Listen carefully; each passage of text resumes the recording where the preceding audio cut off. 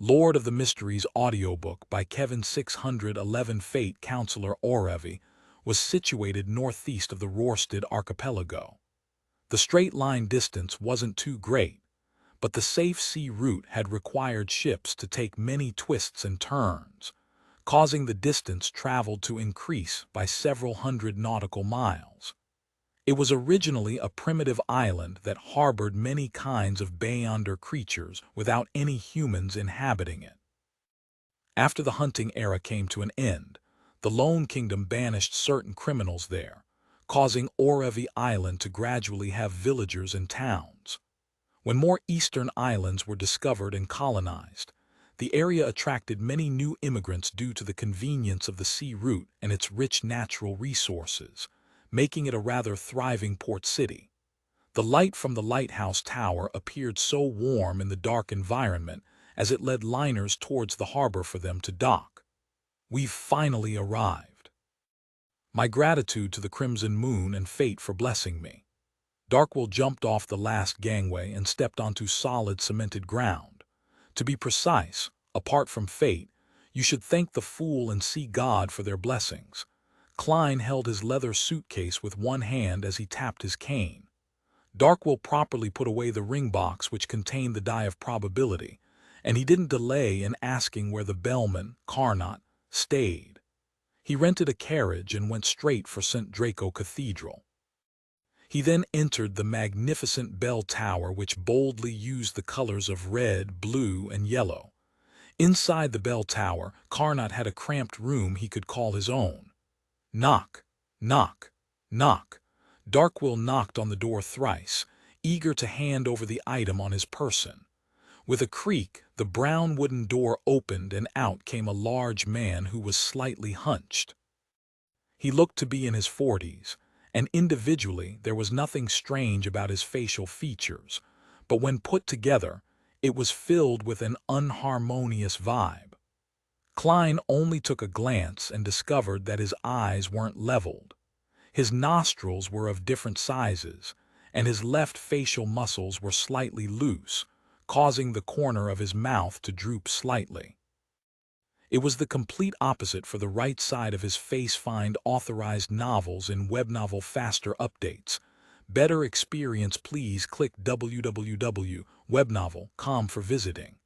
Carnot's legs were obviously of different lengths, and one of his arms was thick while the other was thin.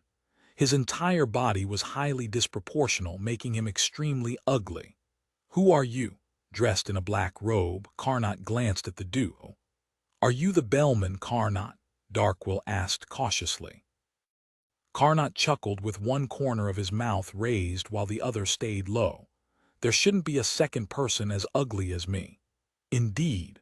Darkwill nodded very honestly before laughing. "I can tell that you have quite a good state of mind. To be honest, looks don't matter for a man. What's important is their skills in bed." "Tusk, that's because you haven't seen ladies who only have fetishes for good looks. Having experienced the era of celebrities of the masses," Klein scoffed from the side.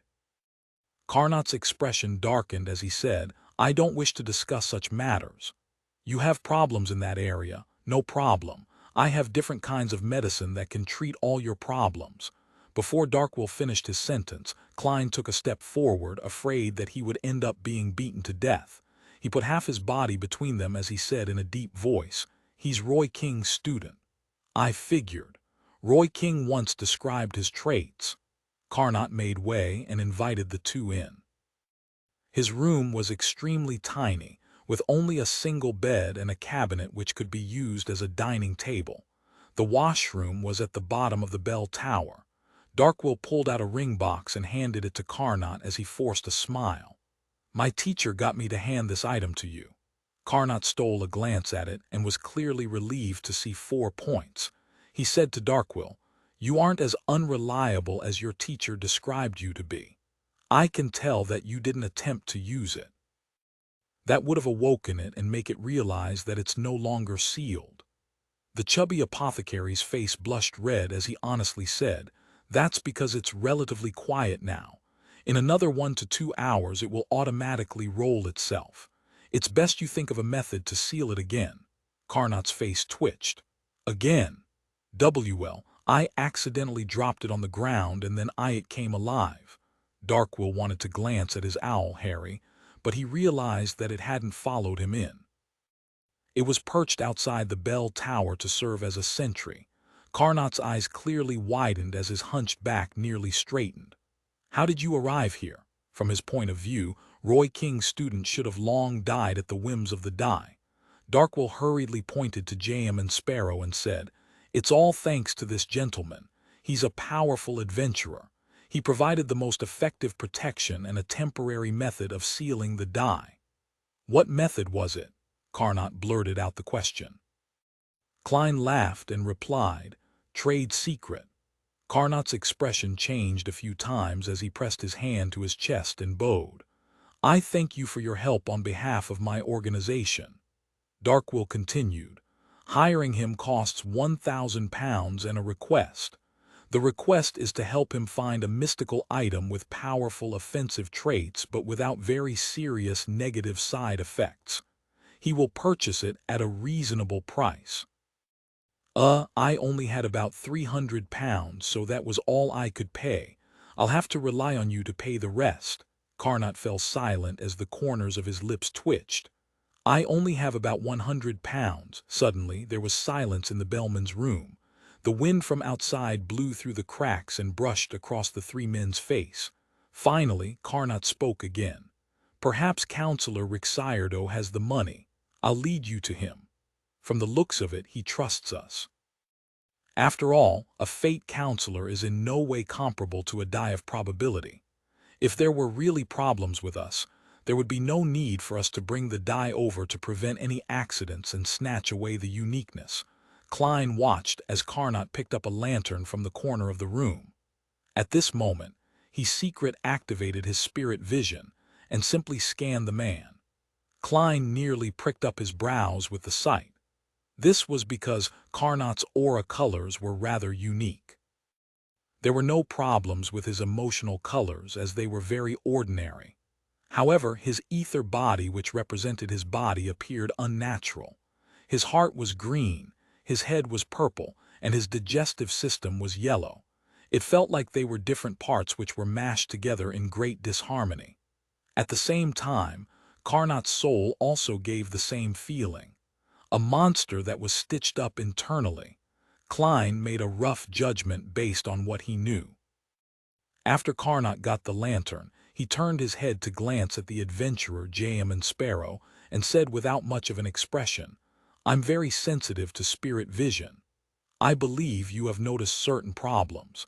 I'm not a naturally born person. I'm a product of the Church of Earth Mother's attempts to refine the human body. I'm considered a failed specimen, which is why I do not have the ability in that aspect." His final sentence was directed at Darkwill. Carnot didn't speak again as he carried the lantern and donned a black robe.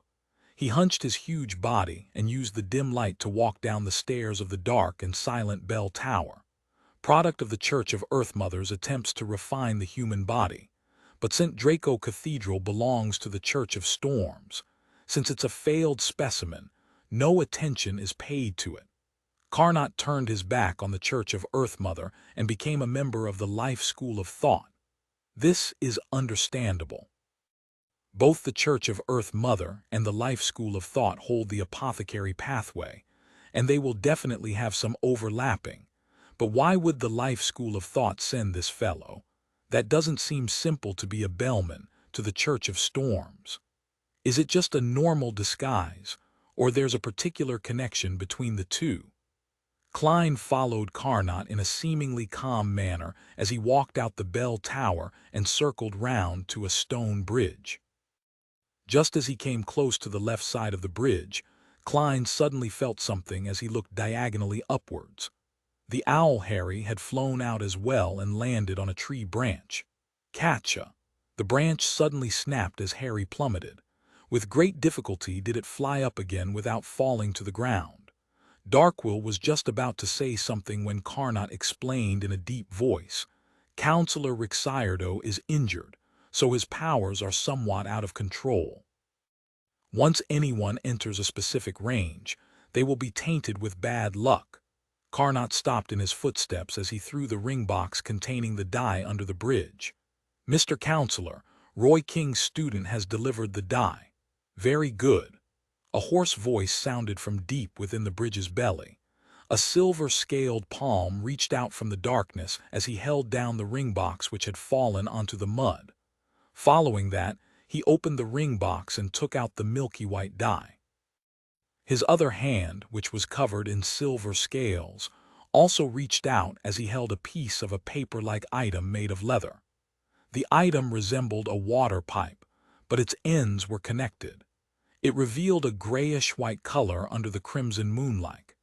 Its surface had many complicated symbols and labels, as well as many words in Hermes text which pointed to the snake of Mercury, Will Ossipton. Fate Counselor Rixardo pulled the item apart and stuffed the die of probability into it before connecting the two ends together. Using fate at a small scale to seal the die of probability with periodic boundary conditions, making it remain in a perpetual state of slumber or calm. Indeed, Snake of Mercury Will Ossipton had foreseen such a situation and had made certain preparations. Klein retracted his gaze in relief, and he heard Rixardo's hoarse voice. "I already know of your agreement, Mr. J.M. and Sparrow. I will help you find the mystical item after I've recovered. As for the 700 pounds, I'll immediately augment you with good luck. Go to the few casinos in Orevy and make some bets, and you'll receive the corresponding reward. Remember, do not win more than 200 pounds at each casino. You must not win more than 700 pounds in total, which is to say that you don't have the money either. Seeing how you're hiding while injured, it's considered normal not to have money with you." Klein nodded indiscernibly and said, "Okay." He waited for about 10 seconds without sensing anything. Counselor Rixardo heaved a sigh of relief and said, "You have become sufficiently lucky." "Is that so?" Klein chose to believe him and didn't disturb Darkwill's report to a senior of how his teacher had been imprisoned. Based on Carnot's introduction, he found a nearby casino and sat at the blackjack table. After about 10 minutes, he walked out of the casino with a blank look. Not only did he not win money, but he had lost a total of 30 pounds. What happened to the good luck? Why did I believe him? That darn old man is terrible. Klein didn't hesitate to return to the stone bridge and approached its belly. "That fast? You have pretty good luck." Rixardo laughed as he coughed under the dark bridge. At that moment, Darkwill and Harry had already found a nearby inn to live in. Klein replied without a change in expression, "I lost." "Lost?" Rixardo ruminated over the word and couldn't formulate a sentence for quite a long period of time. In the dark environment, an ordinary owl nervously flew over. 612 in hand, the two street lamps on either side of the stone bridge silently illuminated the street, but they were unable to disperse the darkness beneath. Only the crimson moonlight from high above could barely illuminate the brown soil. Hidden under the bridge, Fate Counselor Rixardo remained silent for quite a while, making Klein suspect whether he had already passed away due to his heavy injuries. He guessed that a large reason as to why the luck augmentation had failed was because of this. Just as Klein was about to ask a probing question to determine the situation, Rixardo coughed and said in a deep, hoarse voice, "You live up to the reputation of being a powerful adventurer capable of temporarily sealing the die. What happened has exceeded my expectations. I'm very curious as to why my luck augmentation on you had failed. I'm very regretful that I can't come out and meet you in person. Otherwise, I should be able to see what Beyonders from other pathways will find difficult to see, even if they possess relatively powerful spirit visions. This is the uniqueness that the Fate Pathway holds. So the problem lies with me. That's not the point. The point is that you need to reimburse me 700 pounds, no, 730 pounds. Klein cursed as he couldn't help but recall the orphan, a demisol, who had the nickname of Monster in Tingen City. The young man, who was equal to half a sequence 9, had cried out after seeing Klein before falling to the ground. His eyes bled, and the fear he exhibited was as if he had seen a devil. This is because of the uniqueness of the Wheel of Fortune's path of the divine, so he saw something wrong with me. He saw something related to the gray fog. Unfortunately, this fate counselor is quite heavily injured and has a domain of bad luck around him. There's no way for him to help inspect me. I should ask Snake of Fate Will Ossipton when I'm back. Perhaps he might know something. However, this pathway does have the bearing of a charlatan. He might not directly answer me and has a high chance of answering in vague terms. Klein maintained his expressionless attitude and said, "Then, what do you plan on doing?" Rixardo sighed and said, "Get Darkwill here. I'll augment him with good luck and get him to win the money at the casinos on your behalf." Using the name of the inn counselor Rixardo gave, Klein quickly found the chubby apothecary Darkwill. Then, while carrying the suitcase and cane, Klein watched as he kept winning money at the major casinos. By midnight, he had already won £750. After receiving the remaining £730, Klein realized a problem. The reason for the luck augmentation's failure was because of him. Why is that so? Klein held close his bulging wallet and frowned as he thought silently to himself. He quickly thought of the thin, invisible grayish-white fog around him and realized the reason. After advancing to faceless, the gray fog has integrated with reality to a certain extent. Not only can it help me screen off ravings that aren't too powerful, but it can also destroy any influence that changes my fate to a certain extent. Therefore, this counselor's luck augmentation was ineffective. According to this logic, bad luck to a certain extent shouldn't affect me either. Heh, what the heck? It doesn't make me become some unlucky fool, but it also destroys my chance of being a lucky man or winner. Klein secretly shook his head and followed Darkwill and the owl back to the stone bridge. He informed Rixardo of how to summon his messenger, and to immediately send him news once he obtained any information on a mystical item with powerful offensive traits. After doing all of this, Klein found an inn at the Orhavi Island's port city and got a simple room for himself. Find authorized novels in Webnovel Faster Updates. Better experience, please click www.webnovel.com for visiting. Backlund. In the morning, Emlyn White walked under his favorite gloomy skies, moving through the thick fog that couldn't be compared to those in November or December as he once again arrived outside North Borough's 7 Pinster Street. After pulling the doorbell, he straightened his back as he lifted his chin and waited patiently. When Leonard opened the door, he looked at the handsome but detestable face before making way and allowing the visitor to enter. He was still dressed in his home wear, comprising of a white shirt and black trousers. However, he had an additional dark-colored vest draped over him. "Have you considered the matter?" Leonard asked with a smile. "No problem." Since it wasn't his money, Emlyn had no intention to haggle. He even believed that with the attitude displayed by Leonard, there was a high chance of having the price raised if he tried. Leonard gently nodded and smiled. "Very rich. I can tell that you're trying to lead me to say more." Emlyn silently scoffed and replied, "That's not something you need to concern yourself with." With that said, he raised the suitcase in his hand and opened it, revealing £7,000 in cash. Leonard took out each stack of cash and thoroughly checked it carefully. Then he pulled off the red glove he wore on his left hand and handed it to Emlyn. "This is the mystical item you require. It can change colors to disguise itself. It's called Tinder.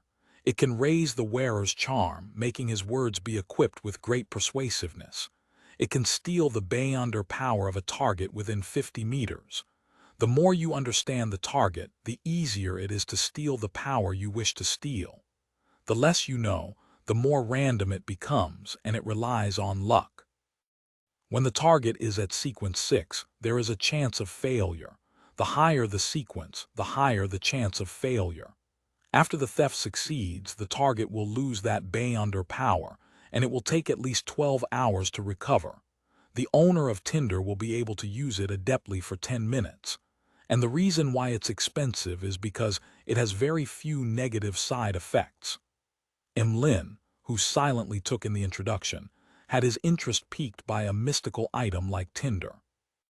He asked, "What are its negative side effects?" Leonard combed his hair and smiled. "First, when wearing it, there is a small probability of losing something on you. Second, when using it, a particular beyonder power belonging to you will be lost for at least 12 hours, but during this period, it will be the only beyonder power lost. In other words, even if it's used repeatedly, there will only be one power lost the entire time. Compared to the many sealed artifacts I know of, its negative side effects are indeed trivial." Lin cleared his throat as he nodded. He received Tinder and checked it carefully before taking out the stacks of cash from the suitcase and placing them on the coffee table. Following that, he placed the glove into the suitcase and didn't take it with him directly. With the suitcase, Lin returned to the Harvest Church just like he did before. Once he entered the priest's break room, he set up a sacrifice ritual. The illusory and mysterious door opened as the red glove tore through the dark and deep void as it was sent directly above the gray fog. At the moment the gray fog made contact with the glove, a tiny, distorted, terrifying face suddenly appeared. It kept evaporating as it struggled to sustain itself. Upon seeing this scene, Klein wasn't surprised. After all, the grandpa residing in Leonard's body was an angel of the Marauder Pathway. If Ammon could do it, it was quite certain that he was capable of doing the same. For this, he had made sufficient preparations. He believed that even if the grandpa had really reached Ammon's level, he was able to wipe out the corresponding aura without making him sense the existence of the gray fog, making him take action on Lin. Picking up the sea god scepter, which had long been placed in front of him, Klein made the blue gems light up at the same time from a commanding position. Suddenly, silver light bloomed above the gray fog as the lightning carried portions of the gray fog's powers like a storm, zapping the tiny illusory face. The face dissipated completely before it could even cry out, leaving behind a dead, translucent worm with 12 transparent rings. Worm of time, but it seems weaker than Ammon. Klein muttered as he beckoned with his hand for the red glove and familiar worm to fly to him. After some serious scrutiny, he confirmed that the worm was basically identical to the one Ammon's avatar had left behind.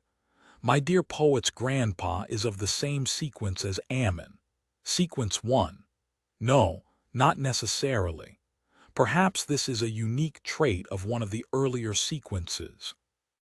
If it's really a sequence 1, the notion that Ammon is the son of the Creator and a king of angels makes it possible that he has fused with the uniqueness, or has another sequence 1 characteristic. Klein made a guess, but he was unable to verify it. As for what the dead worm of time could be used for, or when its spirituality would completely dissipate, he could only throw it into the junk pile due to his lack of the corresponding knowledge. 7 Pinster Street, Backlund. Leonard Mitchell sat on the sofa with his eyes tightly closed. His legs were propped up on the coffee table as though he was using a short nap to make up for an entire night of being awake. After an unknown period of time, he suddenly opened his eyes and said with a suppressed voice, "What happened? Have you determined the true buyer of Tinder?" An elderly voice rang out in his mind. "The aura I left behind has been eliminated, completely eliminated. Did you discover anything?" Leonard retracted his feet as he asked in a deep voice. The ancient voice sighed.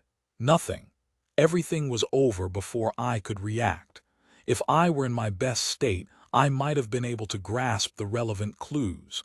Unfortunately, I've remained in a weak state for years." Leonard remained silent for more than 10 seconds before he shook his head. Then we'll temporarily treat it as if this never happened." Above the gray fog, Klein listened to Emlin's report and took note of the information regarding the mystical item. He fiddled with the glove named Tinder as he examined it. "Heh heh, this way, I'll have a glove for my right hand," he chuckled as he muttered to himself. After serious consideration, Klein abandoned the thought of immediately extracting the mental corruption of the true creator from the all-black eye. This was to ensure his success, hoping to leave the chance to the moment when he was concocting the Nimblewright Master Potion. According to the records of the City of Silver, even without the gray fog screening, there were no problems with such a procedure. Furthermore, with the gray fog, there wouldn't be any additional accidents, even if it were the mental corruption left behind by the true creator. I can also use Tinder normally. Yes, when I need to use it, I have to put my cash, pocket watch, and other mystical items above the gray fog. I mustn't let any item become lost. In fact, even if I don't do so, the problem isn't too great. I'm a seer. Do I need to be afraid of not being able to find things I dropped? Heh heh. In a normal battle, I'll have creeping hunger on my left hand and Tinder on my right. Just the thought of it sounds formidable. Klein reined in his thoughts and discovered that everything related to the sequence 5 Nimblewright Master Potion was ready, apart from the 2 commonly seen supplementary ingredients.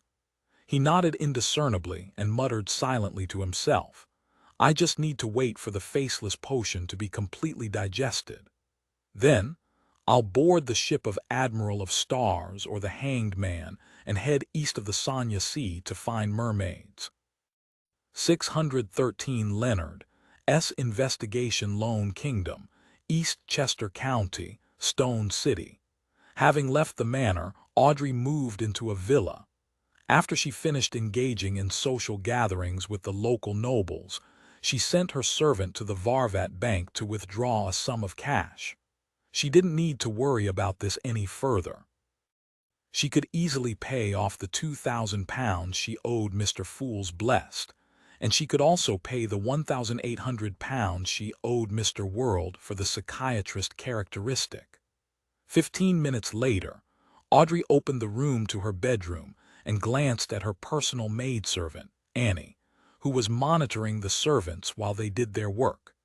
She looked down at the golden retriever who was sitting by the side of the wall and smiled. With a smile, she suppressed her voice and asked with shining eyes, "Susie, you'll receive a gift in a while. Are you looking forward to it?" If it were in the past, Audrey would have definitely said, "Susie, your present is here," making the golden retriever realize that she could find the actual item in the room as well. Otherwise, it was very easy for Susie, who had been studying the basics of mysticism, to guess that Audrey had used ritualistic magic.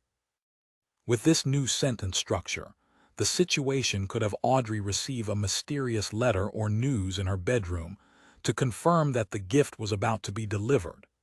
There would be too many possibilities as a result of this. Susie could read the joy and sincere attitude deep inside Audrey's heart as she subconsciously opened her mouth, hoping to stir the air to produce a voice. She had wanted to inquire about the gift, but she sharply sensed that Audrey's personal maid, Annie, was approaching. The alert Susie abandoned her original thoughts.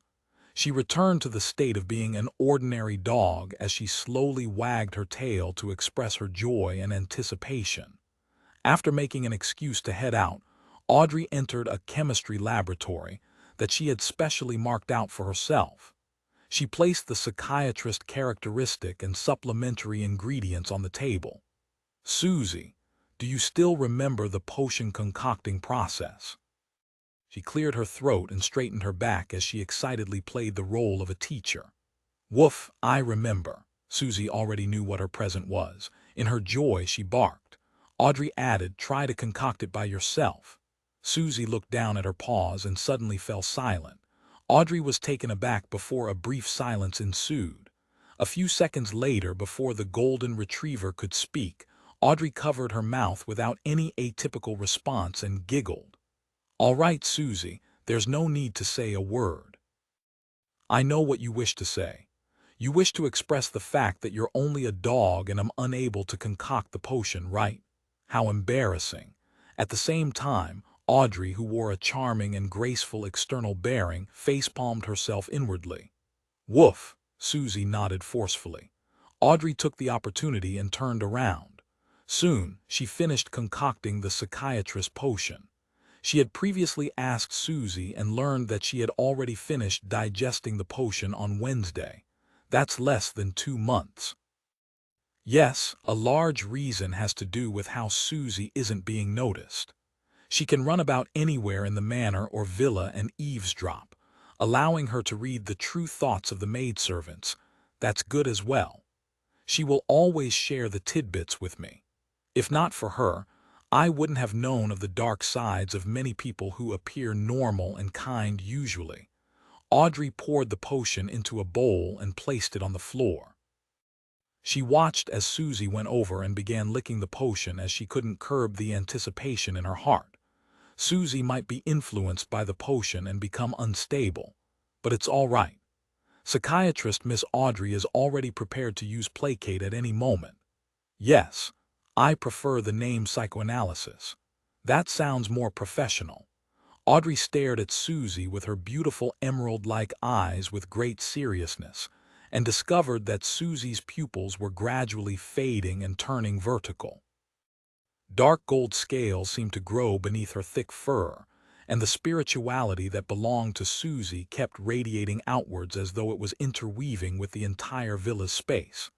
After calming her somewhat nervous emotions, Audrey scrutinized Susie's state. As long as something abnormal happened to Susie, she would immediately use the beyond her power, psychoanalysis. Suddenly, Susie's voice sounded out in her ears. "Audrey, I'm done." Audrey was temporarily at a loss on what to say. In her dream, Daisy returned to East Borough and to the old apartment she had lived in for years. She pushed open the door and saw her mother, Liz, and her sister, Freja, doing the laundry diligently. Daisy instantly became delighted and was just about to join them.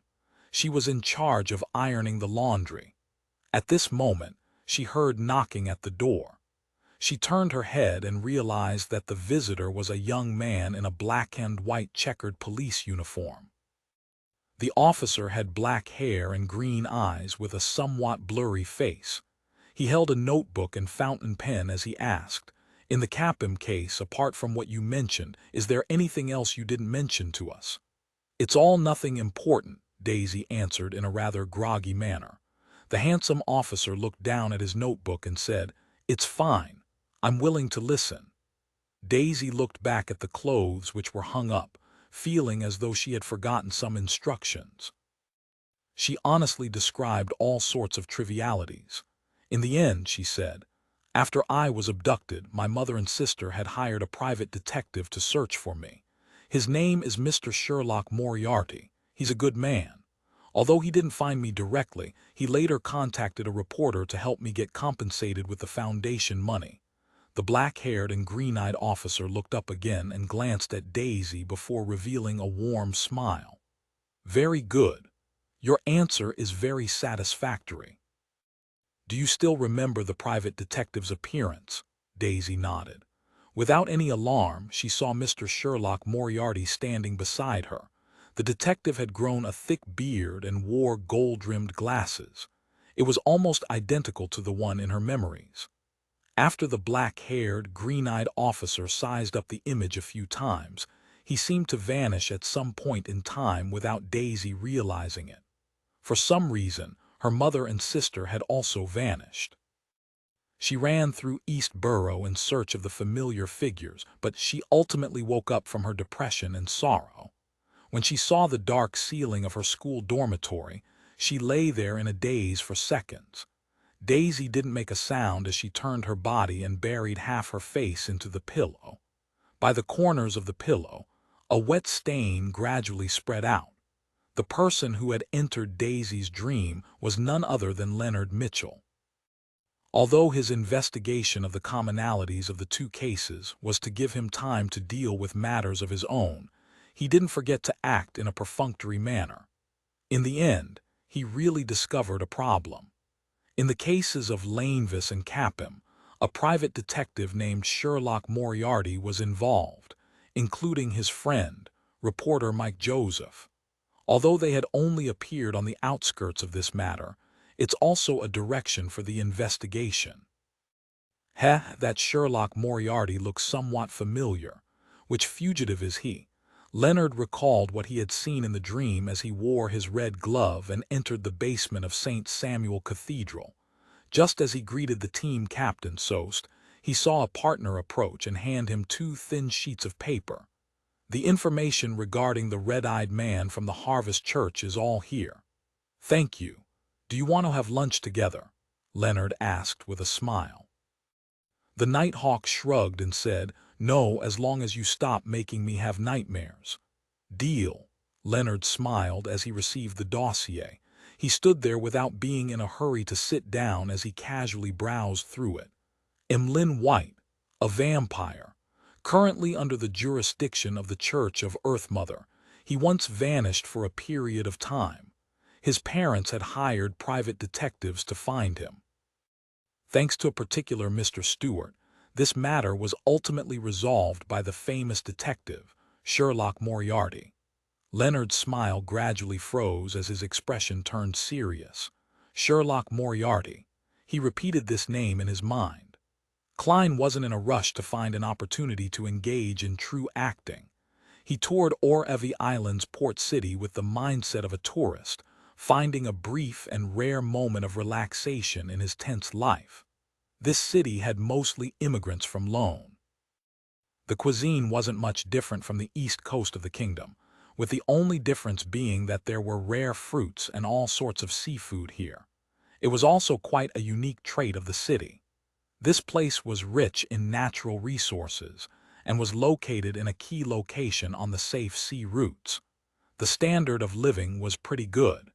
Even the farmers in the suburbs could save up some money through their fruit gardens. This didn't mean that Orevy didn't have poor people or the lower class. This class was mainly made up of people who were former slaves. Lone's parliament had long abolished slavery. After chewing a juicy and sweet fruit, Klein watched the sky turn dark.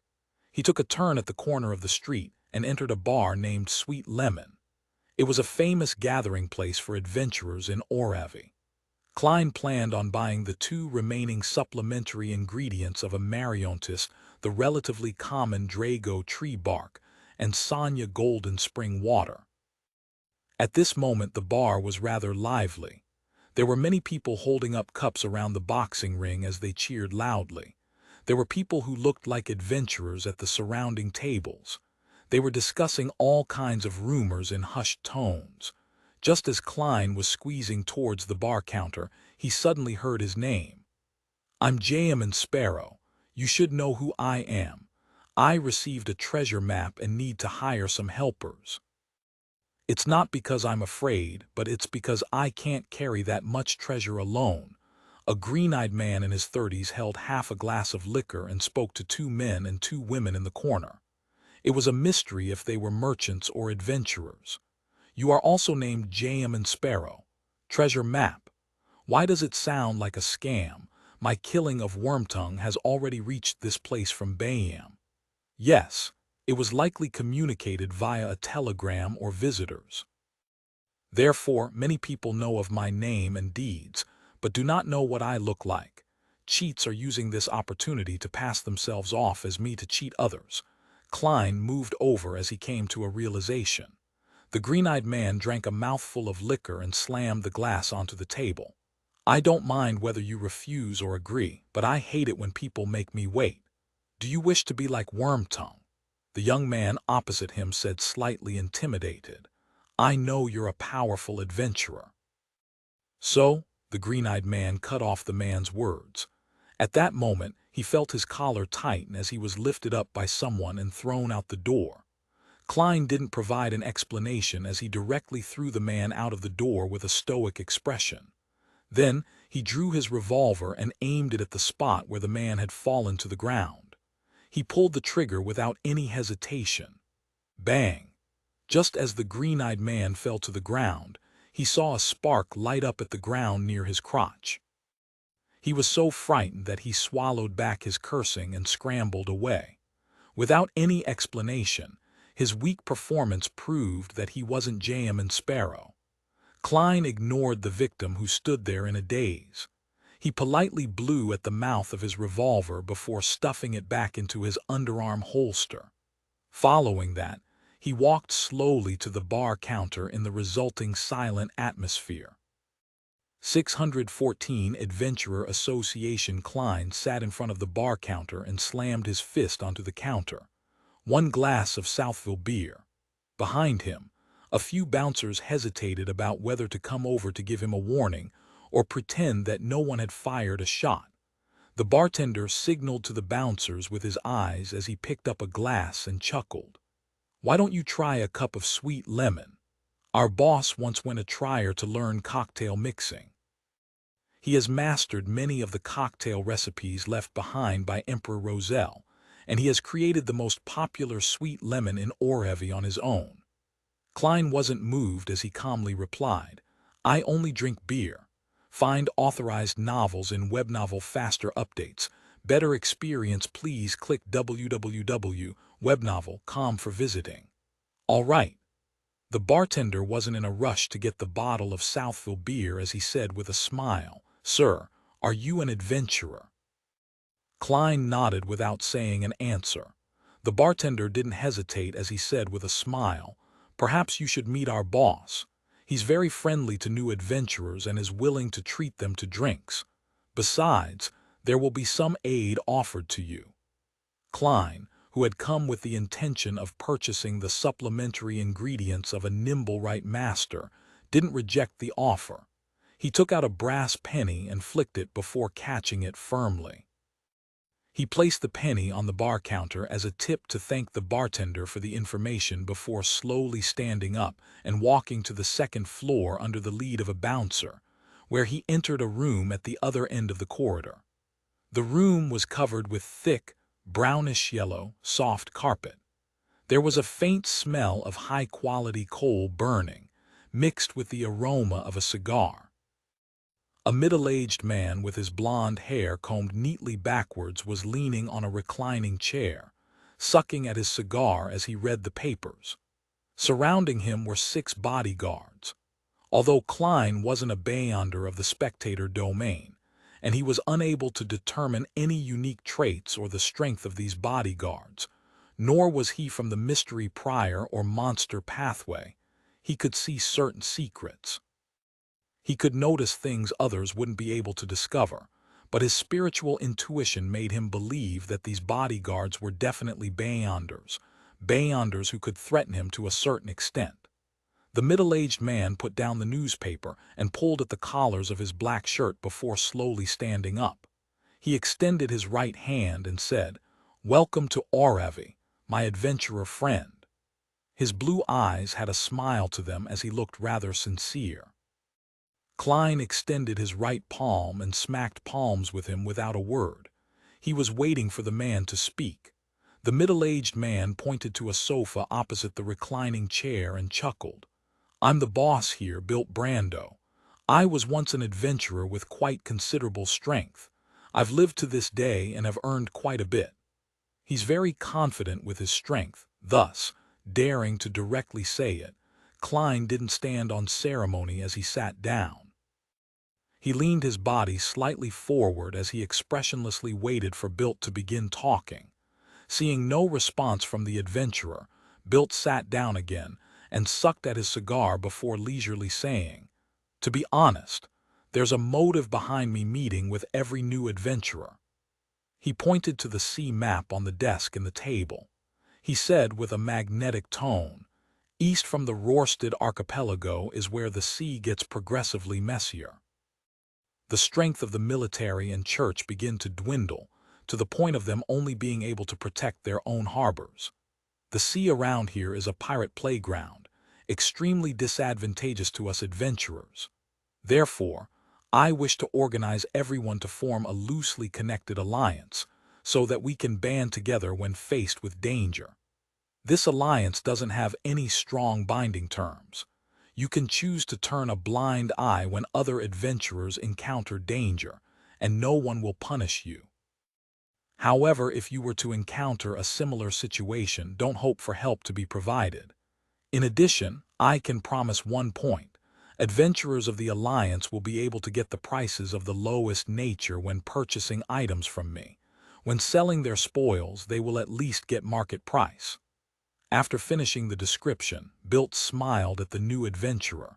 He chuckled and asked, "What do you think of it? Are you interested in joining this loose alliance? Don't worry.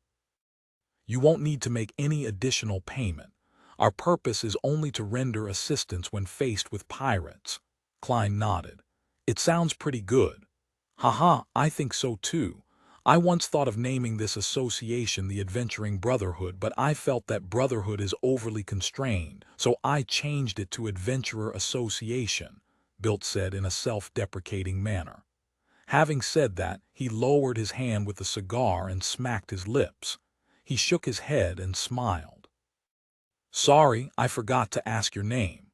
Klein maintained his posture and replied in a deep voice, "J.M. Sparrow." "J.M. Sparrow." Bilt's eyelids jumped as his smile instantly stiffened. The guards around him clearly tensed up as though they were facing a formidable enemy. Bilt rapidly composed himself and didn't verify whether he was the real J.M. Sparrow or a cheat who was only passing off as J.M. Sparrow. He chuckled and said, "Is there anything you wish to buy?" "I have quite a lot of good stuff over here." "Sonya's golden spring water," Klein said with a calm expression while inwardly feeling cautious. He didn't mention the Drago tree bark since there was a high chance of buying the ingredient at herb stores. Bilt Brando heaved a sigh of relief and smiled. "Easy. £30 for 100 ml. Trust me. Even if you head to Sonya Island, it will only be a few pounds cheaper than this price. Those barbarians from Fasak have sealed off the fountain's source, so it's difficult for others to get any of it." "Deal." Klein had a rough idea of the price of the golden spring water, and he knew that £30 for 100 ml was indeed rather cheap. After completing the deal, Bilt was just about to speak after some deliberation when he suddenly heard knocking. After receiving his permission, a bouncer entered and leaned over, whispering into his ear. Bilt's expression instantly sank as his entire person appeared abnormally cold. He suffused an indescribable killing intent. Indeed, he has quite impressive strength. If he wasn't a famous adventurer in the past, he was a famous pirate. He should be a mid-sequence Beyonder. Klein looked at him as he calmly made an assessment. Bilt turned his head and said to Klein with some difficulty, "Mr. Sparrow, I have matters to tend to. We can have drinks together if the opportunity arises." "Okay." Klein slowly got up, without any intention of involving himself in Bilt's matters. Of course, this didn't mean that he wasn't curious, but curiosity was never something that could change the way he did things. After leaving Sweet Lemon, Klein successfully returned to his inn. City of Silver, daytime, which was marked by frequent lightning. After Derek Berg finished practicing all the different Beyonder powers of Solar High Priest, he followed the edge of the training field and headed for the Twin Towers. After numerous tarot gatherings, he gradually gained an understanding of the pattern and roughly knew the frequency of the alternating lightning before he would be pulled above the gray fog by Mr. Fool.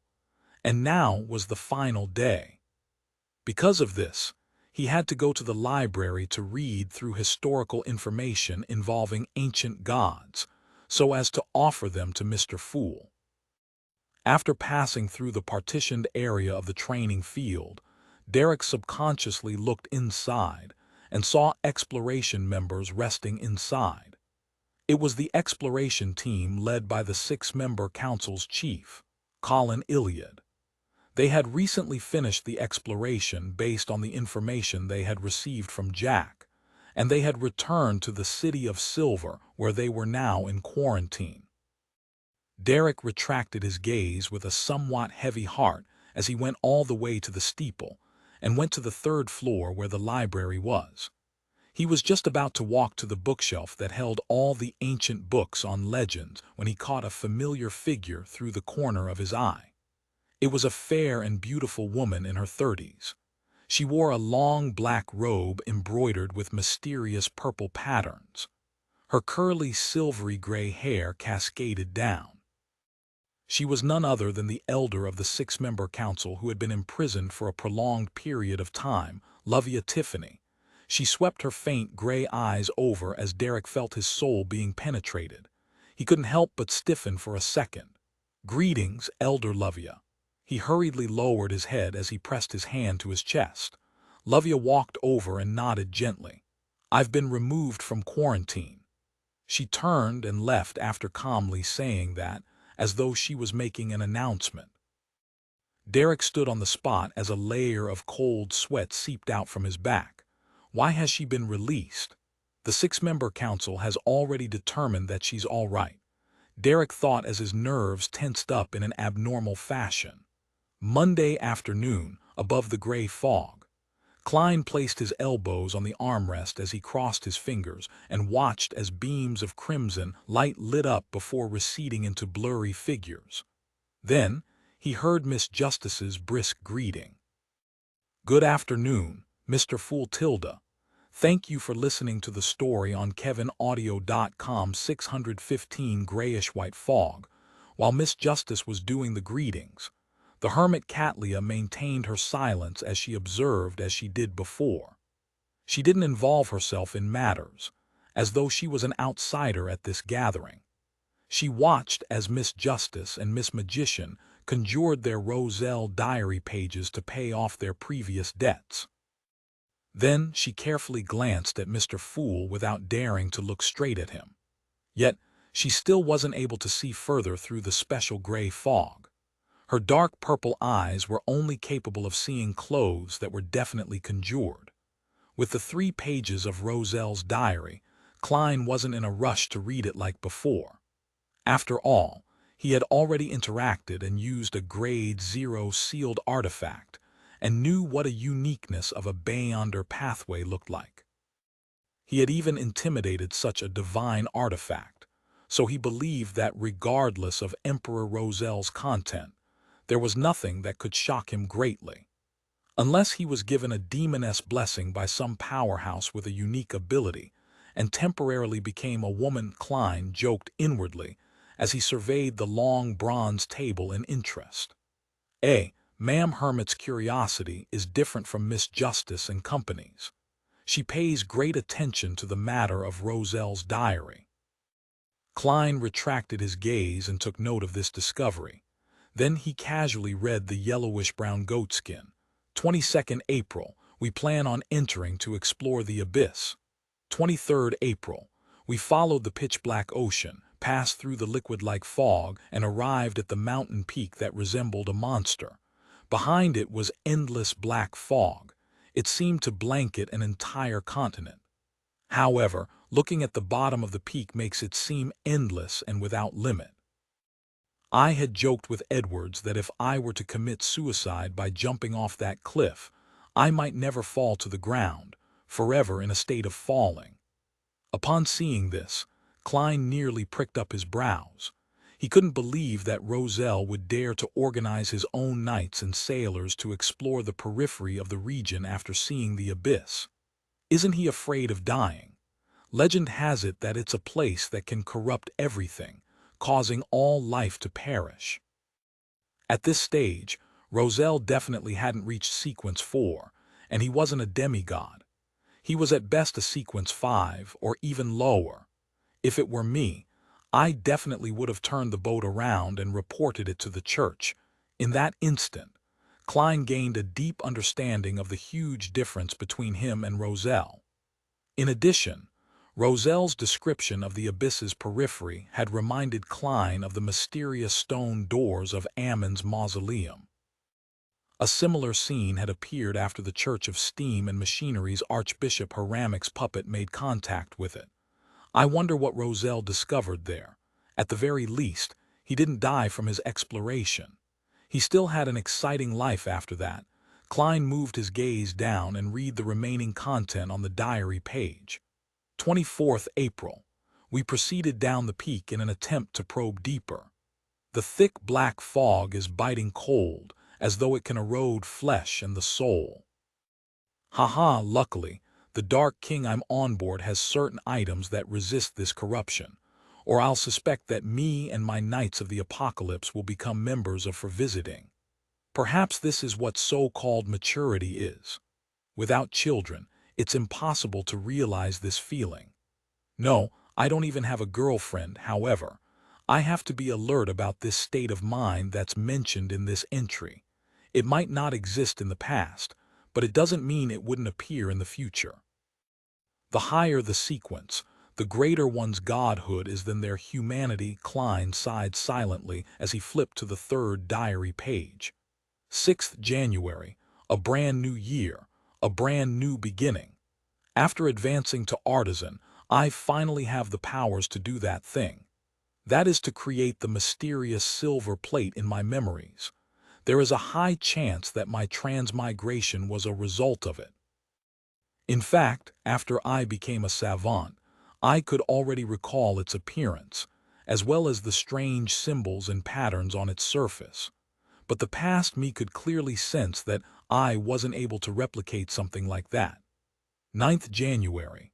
I finally succeeded after repeated failures.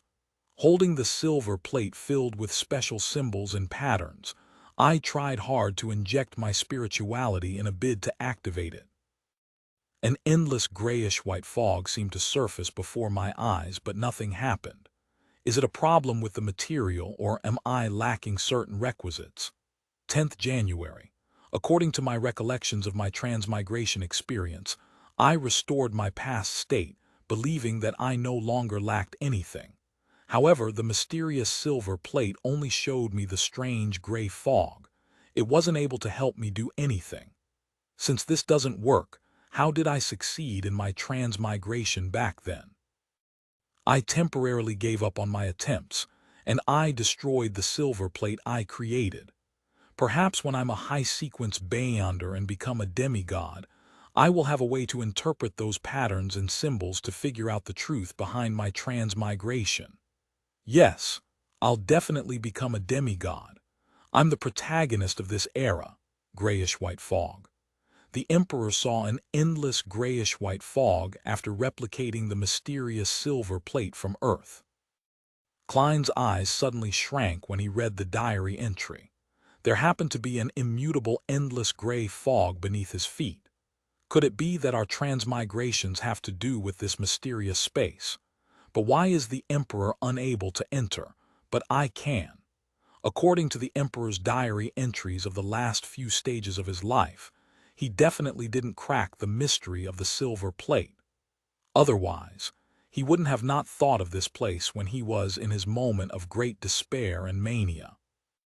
He wouldn't have not used this place as his crutch. Klein raised his head as his gaze landed outside the ancient palace. He recalled that deep in this mysterious space, there was a staircase of light that seemed to lead to heaven. It seemed to correspond to his sequence.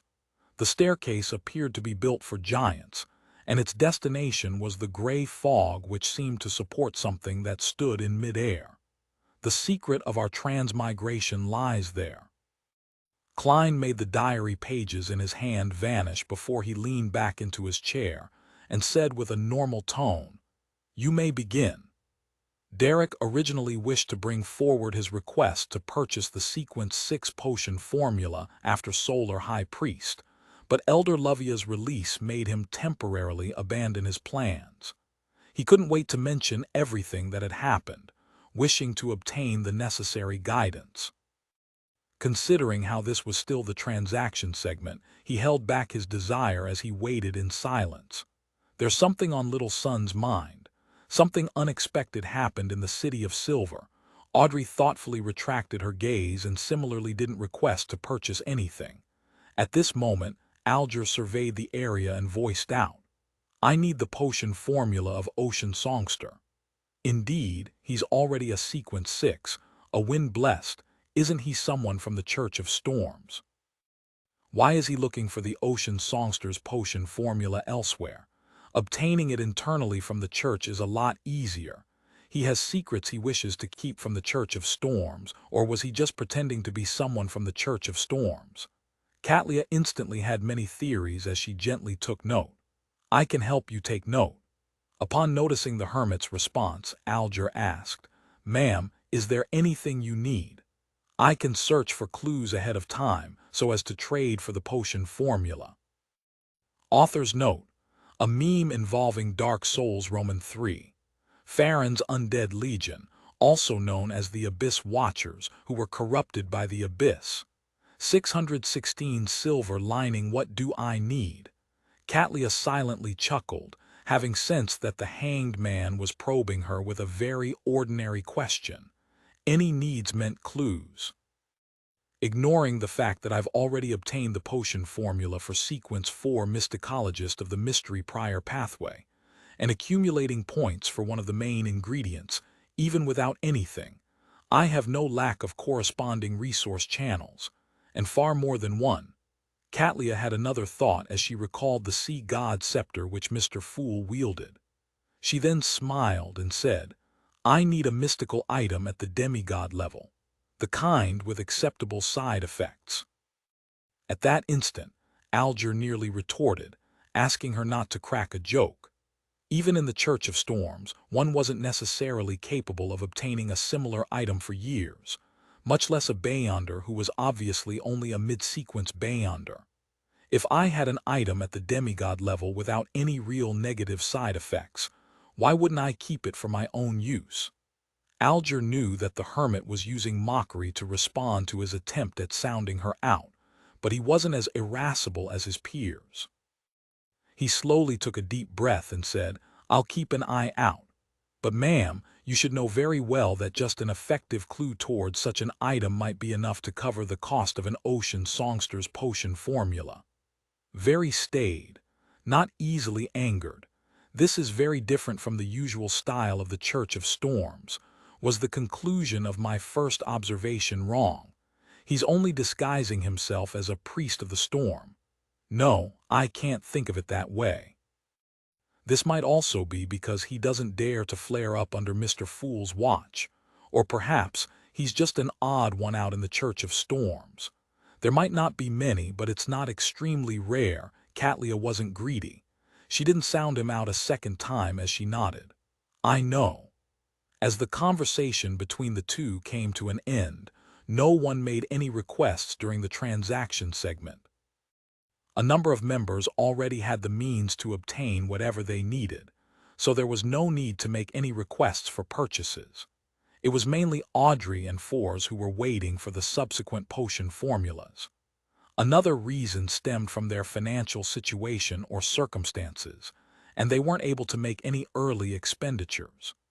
This included Lin, who was filled with desire for the Sanguine's Viscount inheritance, as well as Miss Magician, who wanted a mystical item.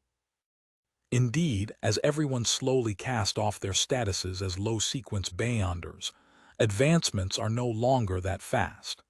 The rate of transactions will also rapidly drop. In the past, there was basically 1 or 2 deals every week, but now it might be 2 to 3 weeks. In the future, it might even be 3 to 4 months, without knowing whether it was for the better or worse. Klein nodded gently to indicate that it was time to engage in the free exchange. Audrey looked at Derek and waited for him to describe the unexpected situation at the City of Silver. Derek didn't let her expectations down. Before anyone could speak, he earnestly said, Elder Lovia has been released. I encountered her at the library.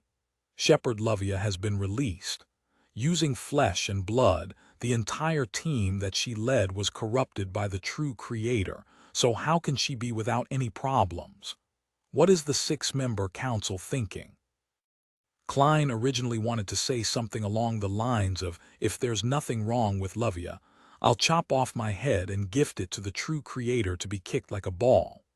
However, Considering how swears and curses involved deities in them and might lead to terrible consequences, he rationally changed his thoughts. Of course, I don't have to be that careful with me above the gray fog, he sighed inwardly.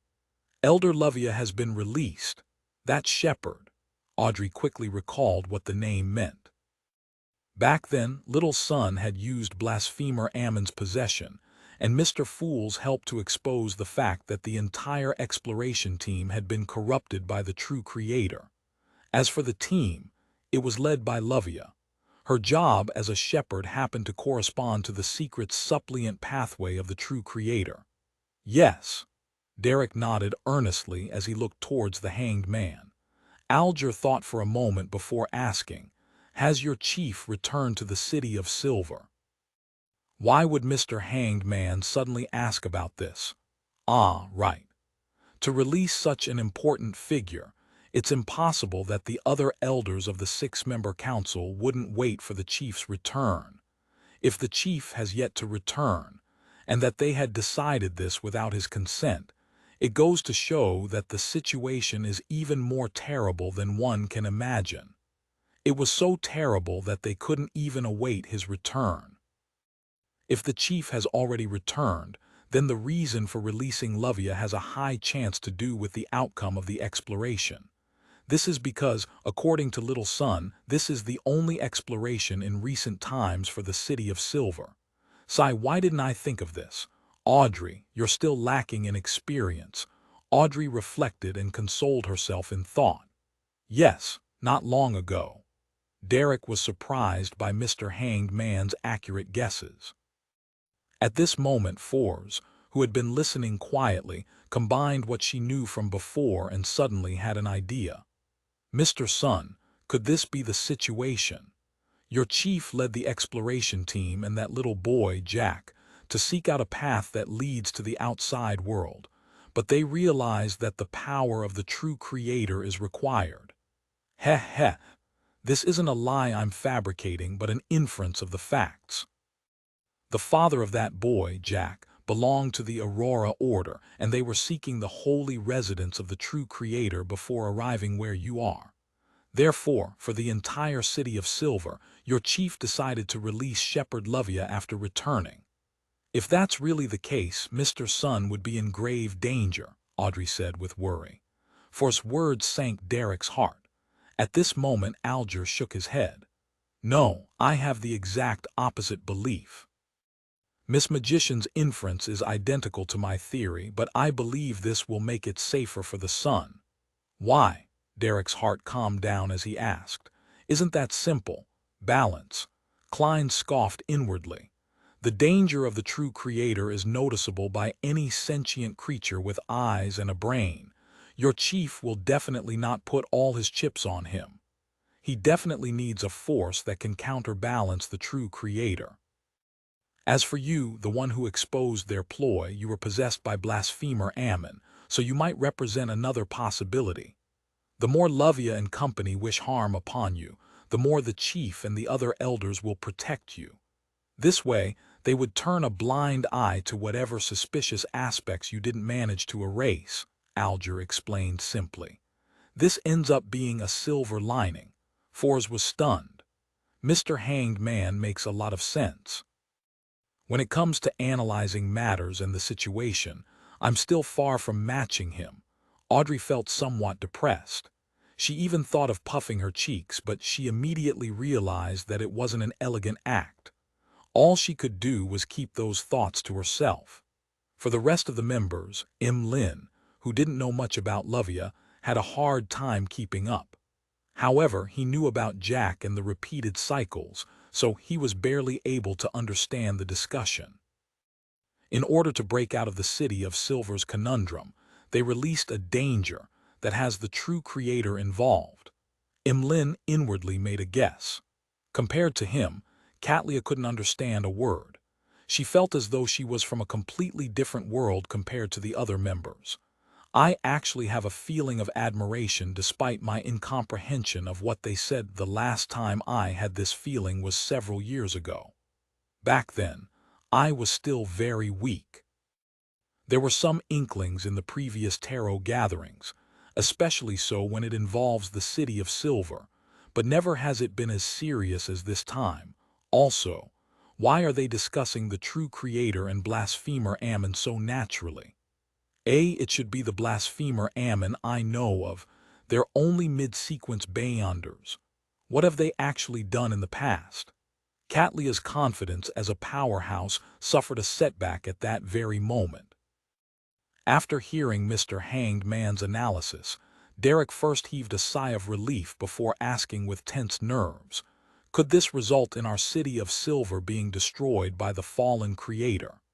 He originally wished that Mr. Hanged Man could provide him with an answer that could relieve him, but he ended up hearing the man say in a deep voice, that possibility can't be ruled out. Then, what should I do? Derek earnestly sought advice.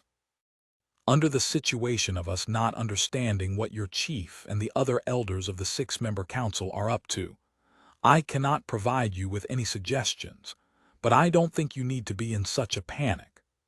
Alger raised his head to glance at Mr. Fool, who was silently looking at the members from the end of the long bronze table. Tracing his gaze, Derek subconsciously looked over and saw Mr. Fool, whose extremely blurry figure was covered in the gray fog.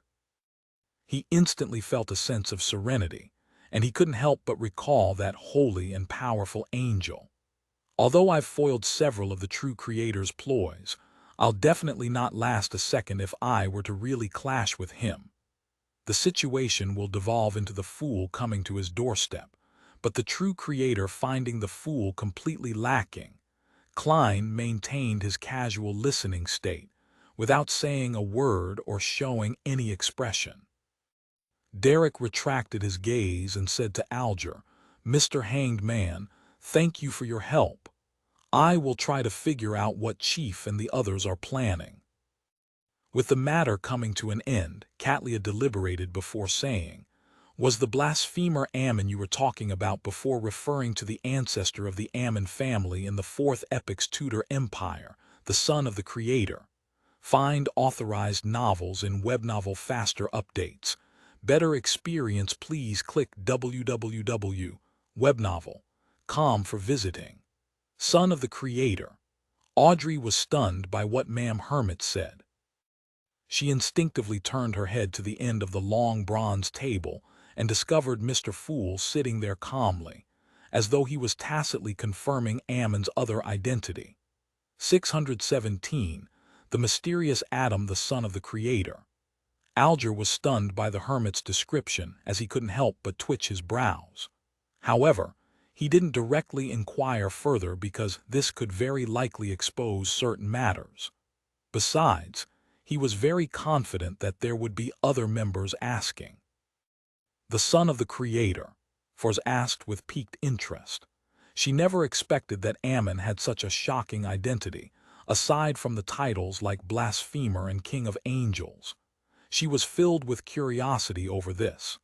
Catlia swept her a look and said without a change in tone, legend has it that back when the original creator split into the various deities and races, his body produced two babies.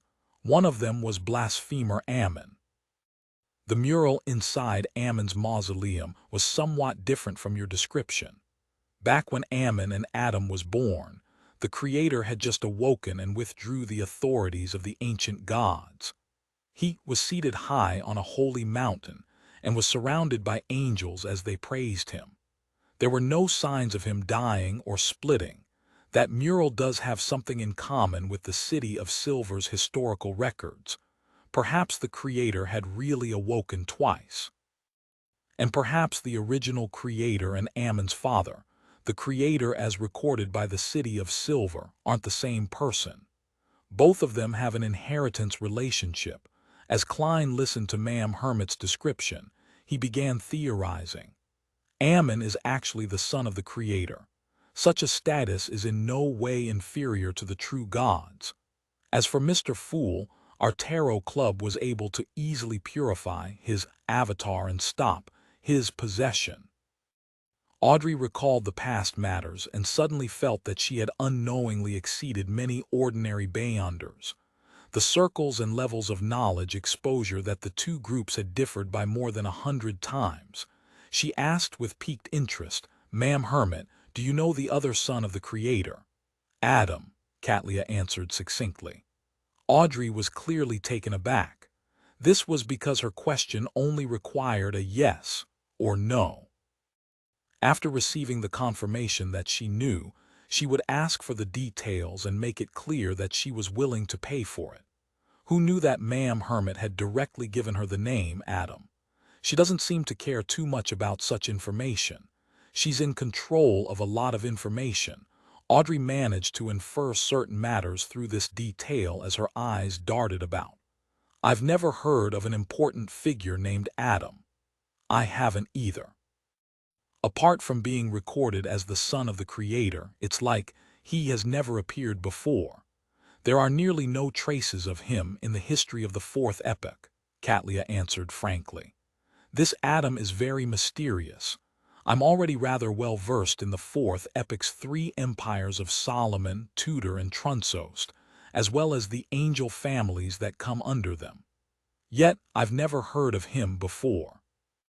If it wasn't for Arrows who live-streamed the Church of Steam and Machinery's exploration of Ammon's mausoleum, I wouldn't have even known his name. Has he long perished, or is he hidden in the dark while scheming something?" Klein sighed inwardly. Audrey subconsciously glanced at Mr. Hanged Man and discovered him shaking his head as well. Ammon is a king of angels, so it doesn't make sense for Adam to not be one. There should be records in the City of Silver. Audrey looked at Derek. For some reason, Derek easily understood what was on Miss Justice's mind. He said in slight embarrassment, "We do not know about Adam, just like how we don't know about Ammon. I was previously searching for ancient tomes related to the King of Angels. I believe that I was lacking in clearance as my sequence was still low at that time. I will continue searching for information on this." King of Angels. Catlia moved her fingers indiscernibly as she memorized the phrase.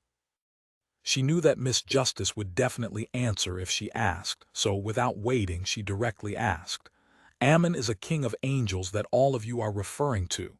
"Yes." To thank Ma'am Hermit for her generosity, Audrey explained in detail. In the records of the City of Silver, the Creator had many angels attending to him. Among them, the leaders of the angels who were closest to the throne of God were deemed King of Angels. We haven't managed to confirm many King of Angels. One of them is the Angel of Fate Ouroboros, who originates from the ancient tomes of the City of Silver. His title is Tail Devourer. The second is Medici, who Mr. Fool happened to mention. We are still unsure of his title. The third is a guess. We suspect that Ammon is the Angel of Time among the King of Angels. Since he is a King of Angels, Adam, who is also a son of the Creator, is very likely one as well. Haven't managed to confirm many. I don't even know the term King of Angels, but you have already grasped half of them. That's not many. None of your sequences are higher than mine. Catlia nearly became speechless. Only at this point did Emlyn really understand the meaning behind a King of Angels. He decided to use these names to seek out traces of the King of Angels via the secret historical records the Sanguine had in their control after he returned to the real world. Catlia fell silent for 2 seconds before saying, "Mr. Sun, you were once possessed by Ammon." "Yes, it was his avatar," Derek answered honestly. "However, he was purified by Mr. Fool. I wasn't injured at all." Purified by Mr. Fool, Catlia couldn't hold back the urge to look at the end of the long bronze table. She originally imagined that she had a general idea of Mr. Fool's state, believing that he was still in a state of reawakening and was unable to use much of his powers. This was why he sought the identity of Sea God and obtained that scepter. However, the present situation shook the foundations of her speculation. She felt that Mr. Fool was like an iceberg. What was hidden beneath the surface was even more terrifying and unfathomable. He easily thwarted Ammon's plans under certain situations. He can briefly break through the restrictions and produce strength at the level of a god. Catlia's heart sank as she didn't ask further. She cautiously shut her mouth. Find authorized novels in webnovel faster updates. Better experience. Please click www.webnovel.com for visiting. At this moment, Audrey had thought of something that puzzled her because of this topic. She proactively asked, "Ma'am Hermit, after Ammon's avatar was purified by Mr. Fool, a worm with 12 transparent rings was left behind. It's said to be a worm of time. Is that correct?" Catlia recalled for 2 seconds before saying, "Yes." "Which pathway does it belong to? I mean, which Beyonder pathway does the blasphemer pathway belong to?" Audrey pressed out of curiosity. Catlia answered directly without any thought, "The marauder pathway. Legend has it that at the saint or angel level they are able to fool fate and cheat the rules, becoming a parasite of time." Sounds very impressive, Audrey marveled inwardly before asking, "Then what can a worm of time be used for?" Nice question. Klein secretly cheered for Miss Justice. He pumped himself up as he waited for Ma'am Hermit to give the answer. He happened to have a worm of time in his junk pile. It's a material with rich spirituality and unique effects. It can be used in particular rituals or be used to create high-level charms. But as for how, I'm not sure. After Catlia answered, she suddenly sighed. She recalled the nightmare of being constantly pursued by knowledge, as well as the massive amount of information that could seemingly burst her brains. But even so, she still didn't know a lot. If the hidden sage hadn't gone mad and could provide knowledge bit by bit, I'll actually be more than happy to learn from him, Catlia secretly sighed. All that matters is that it's useful. As for how it's used, I have other people to consult. Klein controlled the world with great satisfaction and looked at Emlyn. "Mr. Moon, I have something I would like to communicate with you in private. Aren't the transactions over?" Emlyn nodded, feeling somewhat uncertain. "K." The world immediately requested for Mr. Fool's permission and successfully obtained the privilege of isolating everyone. Then he looked at Emlyn White and said, "I wish for you to present to me every action which Leonard Mitchell made in your memories." "Why?" Emlyn asked in puzzlement. "It involves certain secrets." Klein controlled the world to answer succinctly. His true goal wasn't to buy that mystical item but to observe Leonard Mitchell. That fellow has deep secrets, the world as well. For an investigation, he was willing to spend £7,500. However, that mystical item is indeed powerful. Isn't the world constantly seeking a way to eliminate the mental corruption in a Beyonder characteristic? This is likely useful. Emlyn suppressed his wandering thoughts as he seriously recalled Leonard Mitchell from his point of view. With Mr. Fool's help, he conjured a video in the form of streaming light. When the streaming light landed in the world's hands, Klein quickly browsed through it. He confirmed that Leonard really knew the existence of the grandpa, but he was unable to determine if he understood the danger. Temporarily suppressing any corresponding thoughts, Klein removed the isolation barriers and allowed the Tarot Club members to continue. At this moment, Audrey was reminded of something by Mr. World's private communication. She hurriedly looked at Fours and asked in concern, "Miss Magician, did you discover any abnormalities at William Street?" "That will require Mr. World to answer you," Fours said, having been put into a difficult position. Without waiting for Miss Justice to speak again, Klein controlled the world and hoarsely replied, "There were abnormalities. But I have already informed the Church of Evernight and the Church of Steam. If there are any future problems, I might require your help." "All right." Audrey heaved a sigh of relief. Informed the Church of Evernight and Steam. This. Catlia found the description ludicrous. From what she knew, a secret organization like the Tarot Club was a natural enemy of the official Beyonders. There was no room for any compromises between the two, but the way the world had dealt with it, and the words he used had made it seem like the Tarot Club was an organization that cooperated with the official Beyonders. Colored by these feelings, She listened to the rest of the conversation before bowing and bidding farewell when Mr. Fool made the closing remark. Soon, Klein was the only one left above the gray fog. 618 volunteer worked second floor of the Sweet Lemon Bar in the boss's room. Bilt Brando held a cigar as he stood by the window. He was looking out, and his eyes were out of focus as he wore a dark and terrifying expression. At this moment a bodyguard entered, bent his back slightly and carefully said, "Sir, Sothoth has returned from the east." "Let him in." Bilt tried hard to correct his expression. Sothoth Yan was his assistant, an important member of the Adventurer Association. In less than a minute, Sothoth, who was dressed in a linen shirt, brown jacket, and red headscarf, walked in. He looked to be in his 30s and had bronze skin. He had recessed eye sockets and a black mustache below and under his lips. He was obviously someone who spent most of his time at sea. Sothoth bowed rather informally and sized up Bilt Brando. "Boss, something happened." "Yes, something happened. From the looks of it, it will fail." Bilt didn't keep the matter from him as he sighed. "I have no idea how I'm going to answer that important figure." Without waiting for Sothoth to answer, he asked, "Have there been any changes at the Eastern Front?" "Still the same as usual. The pirates are still after every ship they can plunder.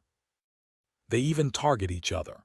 The Navy is only able to guard the various colonial posts, and they're barely able to maintain smooth passage through the sea routes while protecting the relatively important ships. There are often sea battles with both sides obtaining victories at times," Sothoth said as he shrugged his shoulders. "The eastern front of the Sanya Sea is a pirate's playground." Bilt sighed in agreement.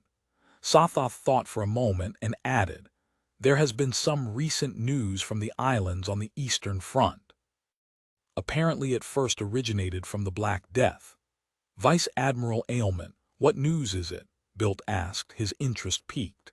Sothoth said with a solemn and excited tone, "Vice Admiral Ailment really encountered an assassination attempt and was seriously injured, and the person who attacked her was the adventurer J.M. Sparrow."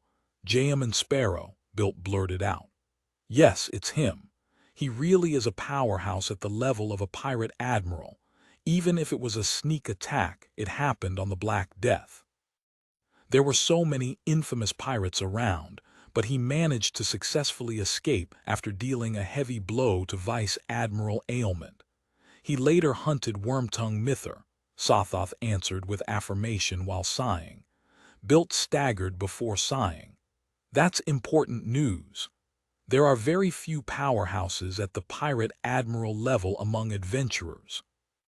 To be able to deal a heavy blow to a pirate admiral on her flagship, while alone, such an operation can only be done if one is absolutely confident in themselves or crazy enough. Only a madman will infiltrate a pirate admiral's flagship in an attempt to assassinate her instead of finding another spot." Having said that, his expression changed slightly. "I met an adventurer named J.M. Sparrow last night." "For real?" Sothoth's pupils shrank as he asked solemnly. "I can't be sure since I've never met the real J.M. Sparrow, or seen his photograph or portrait." Bilt shook his head. Sothoth thought for a moment and said, "You can search for the newspapers from the Rorsted archipelago to confirm his identity. So many days have passed. There should be tourists that would have brought over the corresponding news report and Sanya Morning Post. Yes, the government offices, police stations, churches, and charity organizations will subscribe to the important newspapers of the Rorsted archipelago." The Rorsted archipelago was the biggest colonial grounds of the Lone Kingdom in the central Sanya Sea. Its influence radiated outward, so there was no doubt that Orevi Island, which was within a distance of 3 days of travel, was part of its domain of influence. The official organizations and churches all subscribed to the newspapers and magazines of the area, so any non-crucial news would be received in 3 to 4 days. "All right." Bilt nodded as he probed deeper. "Do you have the exact details of J.M. Sparrow's assassination attempt on Vice Admiral Ailment?" Sothoth thought for a moment and said, "It's said that Jayaman Sparrow is able to change into anyone, just like Vice Admiral Hurricane Kalangos. It's with that power that he successfully infiltrated the Black Death and found an opportunity to carry out the assassination. He can change into anyone." Bilt's eyes lit up. "No, that won't do. That's a crazy guy who dares to infiltrate the Black Death to assassinate Vice Admiral Ailment. He causes one to instinctively fear him and distance themselves from him." The light in Bilt's eyes dimmed. "Furthermore, I don't even know if he's the real one or not." He subconsciously shook his head. "I wonder when the Nighthawks and Machinery Hivemind will take action and deal with the abnormality at William Street. I hope they do it as soon as possible." Amidst his thoughts, Klein left the gray fog and returned to the real world. After some consideration, he took out a piece of paper and laid it out on a brown desk. He wrote with a dark red fountain pen, asking about Mr. Azek's recent situation, before mentioning how he had discovered that someone had a parasite in him, while he was searching for a mystical item that could steal the beyonder powers of others. Following that, he seemingly asked in passing if there was a way to avoid the parasite and inform the host. With this as a topic starter, he added how he learned from others about information regarding the Worm of Time that was related to high-sequence beyonders from the Marauder Pathway. He also mentioned that he knew that such an item could be used as a sacrificial item in important rituals or as a material in high-level charms. However, he had no idea how to produce them. Phew! Klein put down the fountain pen, folded the letter, and brought the copper whistle to his lips. He blew at it forcefully. White bones spewed out like a fountain, forming a gigantic skeleton messenger. But this time, the messenger didn't bore out from downstairs, and it instead tore through the ceiling like many times before, looking down at the summoner from above. Klein knew that this wasn't because the messenger had become impolite again, but because he was staying on the first floor of an inn. He flicked his wrist and threw the letter like a dart, making it land accurately in the messenger's huge bony hand. The flames in the messenger's eye sockets flickered as though it was observing Klein, but ultimately nothing happened. Its body disintegrated into a waterfall made of bones as they drilled into the ground. After everything was done, Klein didn't spread open the paper crane. He erased what had been written and wrote the same content to seek advice from the Snake of Mercury, Will Ossipton. This was because he realized something terrible. The paper crane wasn't a mystical item or beyonder weapon. It was an ordinary piece of paper that had been folded. After repeatedly having its content erased by an eraser, it was beginning to show signs of its structural integrity failing. In a few more tries, it might directly tear. "I'll leave extremely important matters that require contact before considering it. For example, only when Mr. Azek isn't sure how to bypass the grandpa to warn Leonard." Klein shook his head silently and rapidly packed up the items on his desk. In addition, he didn't dare to use the radio transceiver to contact Arodes recently. This was because the powerhouse sent by the true creator was likely still loitering around the area in search for the all-black eyes aura. The scent of the gray fog was also equally able to attract the true creator's attention, allowing him to inform his believers. "Today, I'll continue being a tourist and relax. Tomorrow, I'll begin searching for an opportunity to do real acting." Klein retracted his thoughts, draped on his coat, and took his top hat before walking out the inn. He planned on heading to the mountains outside Orevy Harbor to watch the sunset. This thought stemmed from a popular novel. Its author's name was Leanne Mastang. This gentleman was born in Odera and had decided to permanently reside in Backlund after the age of 20. His books had introduced the sunset at Mt. St. Draco with immense feelings, believing that it was the most beautiful scene he had ever seen. Klein rode a carriage out the city and walked to the foot of Mt. St. Draco. He took an hour before arriving at the peak of the not-so-tall mountain. Time passed as the sun slowly set, making the blue sea situated to the left of the mountain peak appear like a sea of fire. As for the emerald-green forests and the vast fields on the right, they seemed to be gilded.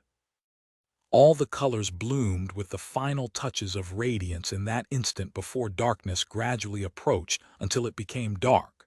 Ships entered the harbor as carriages drove into the city.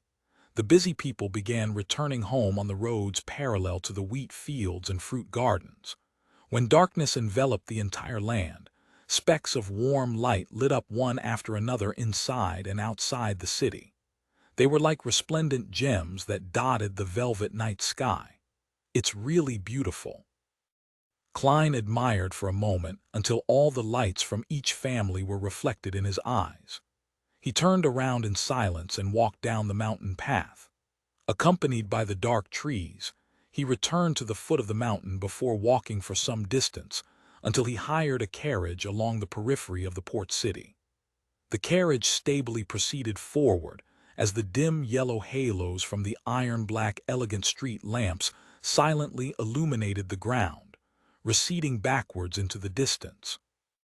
After some time, Klein returned to his inn. He took out his key and opened his door. There was a bed, a desk, and a chair in the room, silently sitting there in the rich darkness. They silently reflected some of the crimson luster. Klein closed the door very gently and walked to the window. He stood in the shadows created by the curtains and remained motionless for quite some time. The lights outside were still bright. Early the next morning, Klein turned on the tap and patted his face with ice-cold water, rejuvenating his entire body. He had already thought of a way to engage in true acting. It was still the hospital where death could occur at any moment. In the past, Klein had only circled the area without much focus. Loitering around had made it hard for him to find any suitable targets. This time, he planned on using some time of volunteer work to stay in the hospital for prolonged periods of time. He could provide hospice to the dying patients who temporarily didn't have their family beside them. By doing so, he could await the targets he needed. After having breakfast, Klein arrived at 10 Blackforest Street and entered the Oravi Hospice Foundation. This was a charity organization of the Church of the Evernight Goddess. One of its responsibilities was to provide the various hospitals with trained volunteers. Klein came to the registration booth and saw the female employee reading the papers. Hence, he lightly tapped the table to attract her attention. "Is there something I can help you with?" The lady lowered the papers and asked. "I wish to do some volunteer work," Klein said succinctly. "Name?" The lady looked up at him. Suddenly, her eyes froze as her right hand trembled. The fountain pen she had just picked up fell to the ground. In the papers in front of her was a portrait that looked almost realistic. Find authorized novels in webnovel faster updates. Better experience, please click www.webnovel.com for visiting. The portrait's owner was that of the crazy and dangerous adventurer, J.M. Sparrow. 619, unable to speak. Oravi Hospice Foundation. The lady responsible for volunteer registration hurriedly bent her back as she frantically searched for the fountain pen which had dropped. At this moment, Klein also noticed that she was reading a news report paper from a few days ago. It was back when his portrait and escapades were published. This area subscribes to newspapers from the Rorsted archipelago as well. From the time it takes to sail between the places, it's true that they can only read news from 3 to 4 days ago.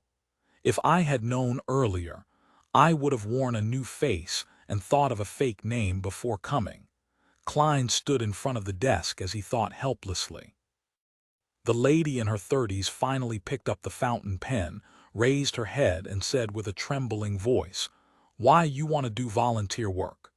"Yes," Klein gave an affirmative answer. "But you're an adventurer," the mortified lady stammered for an excuse. She instinctively didn't want such an extremely dangerous person to do volunteer work. "Being famous isn't necessarily a good thing, forget it. I'll switch my appearance and name before coming again." Klein had the intention of giving up as he questioned her without any emotion. Who made the rules that adventurers can't do volunteer work? The lady responsible for the registration was on the brink of tears as she blurted out, "It wasn't me." The volunteer registration room became abnormally quiet. Klein was first taken aback before he felt like laughing. It took him a great deal of effort to maintain Jam and Sparrow's image. After the lady calmed down, she sensed that her answer was clearly problematic.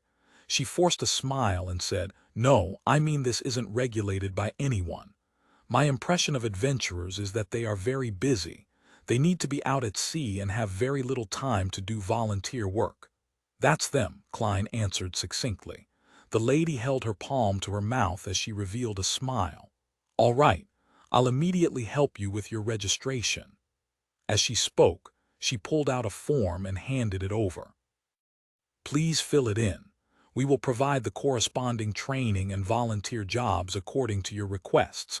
We will contact you, or you can always come over to inquire for any updates." She had already made up her mind not to put J.M. and Sparrow's form into the docket. Instead, she would hand it directly to the Foundation's person in charge and the police. "Goddess, why is this dangerous fellow here to do volunteer work?" She secretly drew a crimson moon on her chest. Klein nodded in silence. He took the form and sat down. Picking up a fountain pen, he began filling in his basic information. During this process, a man in a doctor's gown entered and asked, "Joanna, are there any new volunteers? We'll begin the morning training." Joanna, who was in charge of the registration, had the intention to shake her head. However, J.M. and Sparrow, who sat opposite her, gave her an intense sense of pressure even though he remained silent and didn't raise his head. She didn't dare to lie. "There is," she first replied to the man and then looked at Klein. "Mr. Sparrow, do you wish to receive the basic training for volunteer work now, or do you wish to wait until tomorrow?" Klein thought for a moment before saying, "Now." He planned on familiarizing himself first, allowing him to show his professionalism at volunteer work after changing his identity. That way, he could quickly help out at a hospital. Joanna clearly drew a breath and said, "Then follow Mr. Gravia after you are done filling in the form."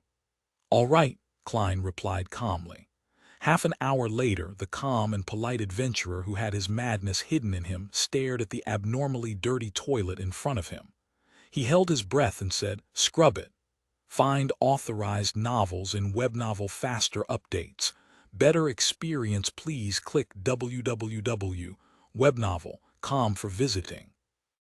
Right, you have already received the basic training on how to carry a patient. However, that isn't the most common task we do at a hospital. We're mainly in charge of cleaning a patient's vomit or changing and washing the linen, as well as maintaining the cleanliness of the washroom. Heh heh. Matters such as bandaging wounds are left to the professionals. We only need you to have the basics grasped. Gravia pinched his nose as he pointed to the stained toilets. "A volunteer has already demonstrated it to you. Please begin." "This is very different from what I imagined. Completely different." Klein's first reaction was to turn his back and leave, but he ultimately picked up the cleaning tools with a deadpan expression. He held back his disgust and went over before crouching down. Then, he leaned back a little as he extended his right arm. At noon, Klein took off his white gown and wore his top hat before leaving Orevi Hospice Foundation with a cold expression. He had serious second thoughts about continuing the volunteer work to find opportunities for real acting. Only when his carriage arrived at the Sweet Lemon Bar did he steel his resolve to continue the attempt. "I have to become a nimble right master in 1350 and digest the potion, so as to begin seeking the clues to become a high-sequence beyonder." Klein emphasized his goal once again. He retracted his emotions and entered the Sweet Lemon Bar. He spent 8 pence for apple cider marinated pork ribs and a piece of buttered bread. Together with a cup of rye beer costing 1.5 pence, they formed Klein's lunch. He finished eating in an unhurried fashion before using a handkerchief to wipe his mouth. He said to the bartender, "Where's your boss? I have something to talk to him about." Since he had already verbally agreed to join the Adventurer Association, Klein naturally didn't plan on missing the opportunity to use this loose alliance. He planned to ask Bilt Brando to contact unaffiliated artisans or artisans who were willing to moonlight. He wanted an artisan to create an item like Azek's copper whistle, so he didn't need to set up a ritual and chant the incantations every time he summoned his messenger. It was complicated, troublesome, and a waste of time. Of course, if Bilt Brando didn't know an artisan, Klein didn't plan on forcing the matter. After all, joining the Adventurer Association didn't require him to pay. The bartender pointed to the staircase and said, "He's on the second floor. If you've already agreed to join his association and have seen those bodyguards, then they'll let you up." Klein nodded indiscernibly and slowly got up before walking towards the staircase. Indeed, no guard stopped him. Only when he reached the second floor did a bodyguard approach him to inquire about his purpose. Thanks to his reputation as Jayman Sparrow, he easily met Bilt Brando again. He also saw an unfamiliar man beside him. "My friend Sothoth Yan, an important member of the association." Bilt pointed to the man in a red headscarf. At the same time, he exchanged looks with the man and saw the seriousness and puzzlement in each other's eyes. After a simple greeting, Klein got a chair to sit on. He directly said, "I wish to obtain the help of an artisan. I wonder if the association is able to provide any clues." "Artisan?" Bilt sucked at his cigar and paused for a few seconds.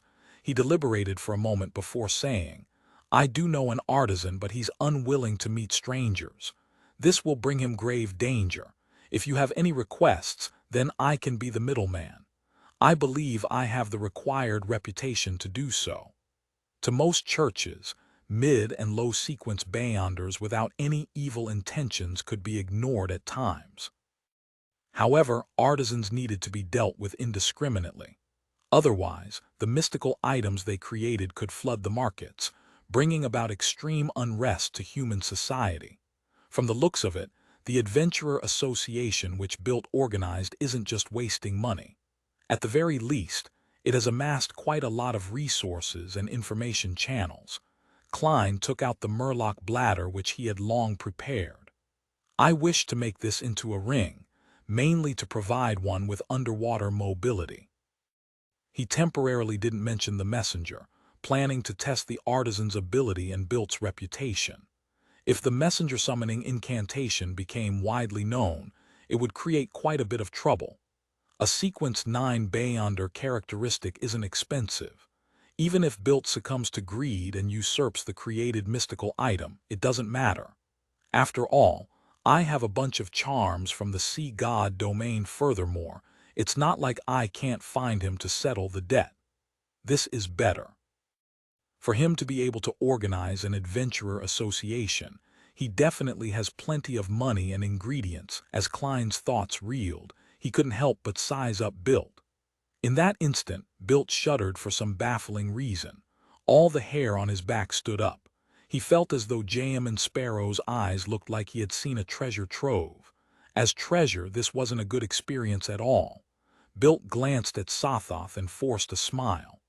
"This is a Murloc's bladder, right? Making a material at this level into a mystical item basically wouldn't have any accidents. The artisan's fee is 150 pounds. You can pay me after it's crafted."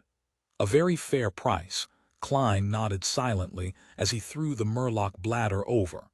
After Bilt caught it, he added, "Help me ask the artisan if he has the ability to fix the summoning ritual of a spirit world creature onto an item which can be used for at least a year." "No problem." Bilt heaved a sigh of relief before signaling to Sothoth with his eyes. Sothoth rubbed his depressed eye socket and took a step forward. "Mr. Jayman, would you be interested in heading out to sea soon? We already have a few pretty good ships. They're planning on hiring manpower to the Eastern Front to hunt pirates. Interesting, but my focus right now is to digest my potion. Klein calmly shook his head. Sothoth's smile froze before vanishing. He didn't say anything further, as it was a rejection from an adventurer at the pirate admiral level. He and Bilt had already found the relevant newspapers and confirmed the authenticity of J.M. and Sparrow. Klein slowly stood up and pressed his top hat to his chest before bowing slightly. "Thank you for your help." Bilt's facial muscles twitched a little as though he was holding back something. He had something to say, but he wasn't able to say it out loud. Finally, he slowly drew in a breath and smiled. "I believe we should hope for a pleasant partnership." Klein sensed Bilt's and Sothoth's abnormality, but he suppressed his puzzlement and didn't ask. "I can't ask. There will be trouble once I ask. I have to focus on digesting the potion." Klein turned around and walked to the door before turning the doorknob. "Mr. Jayaman," Bilt suddenly said. The corner of Klein's mouth twitched as he calmly looked back. "Nothing." "Haha, I mean, as a member of the association, you can have cheaper drinks over here," Bilt said with a forced smile. "Do you think I would have pressed on the matter?" "Tusk." Klein gently nodded and opened the door to leave. After watching his back vanish, Bilt stared in a daze for 2 seconds before letting out a long sigh. 620 stand-in mission inside the room. Sothoth pressed down on the edges of his eyes when he heard Bilt's sigh. He said in a deep voice, "Boss, that important figure will arrive the day after tomorrow." Bilt's expression turned serious as he looked back. "I know. We only have 2 choices. First, we ignore whether J.M. and Sparrow is worth trusting, and we entrust him with the mission. We can only hope for the best outcome. Second, we immediately abandon our business in Orevi, leaving with our cash and jewelry to become pirates at sea. I have the confidence to make most sailors and adventurers on the pirate hunter follow us." Sothoth paused before adding, "Boss, back when you were an adventurer, leading our ship and hunting pirates, you were always this decisive and tenacious.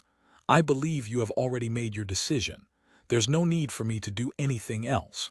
"Haha, there's no need to suck up to me." Bilt smiled bitterly.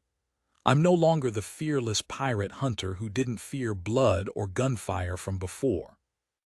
Long periods of an easy and comfortable life have dulled my will. I don't even wish to seek out chances to advance. Those companions who had turned into monsters still live on in my mind." "Phew," he exhaled as his expression instantly turned solemn. "However, you're right. We don't have time to hesitate. We have to immediately make a decision." Having said that, Bilt turned his head and gestured at the window with his chin. Sothoth was taken aback for a moment before understanding what his boss meant. After leaving the Sweet Lemon Bar, Klein strolled by the side of the street, planning to hire a carriage at the crossroads. At this moment, he heard a window open above him and saw a figure jump down.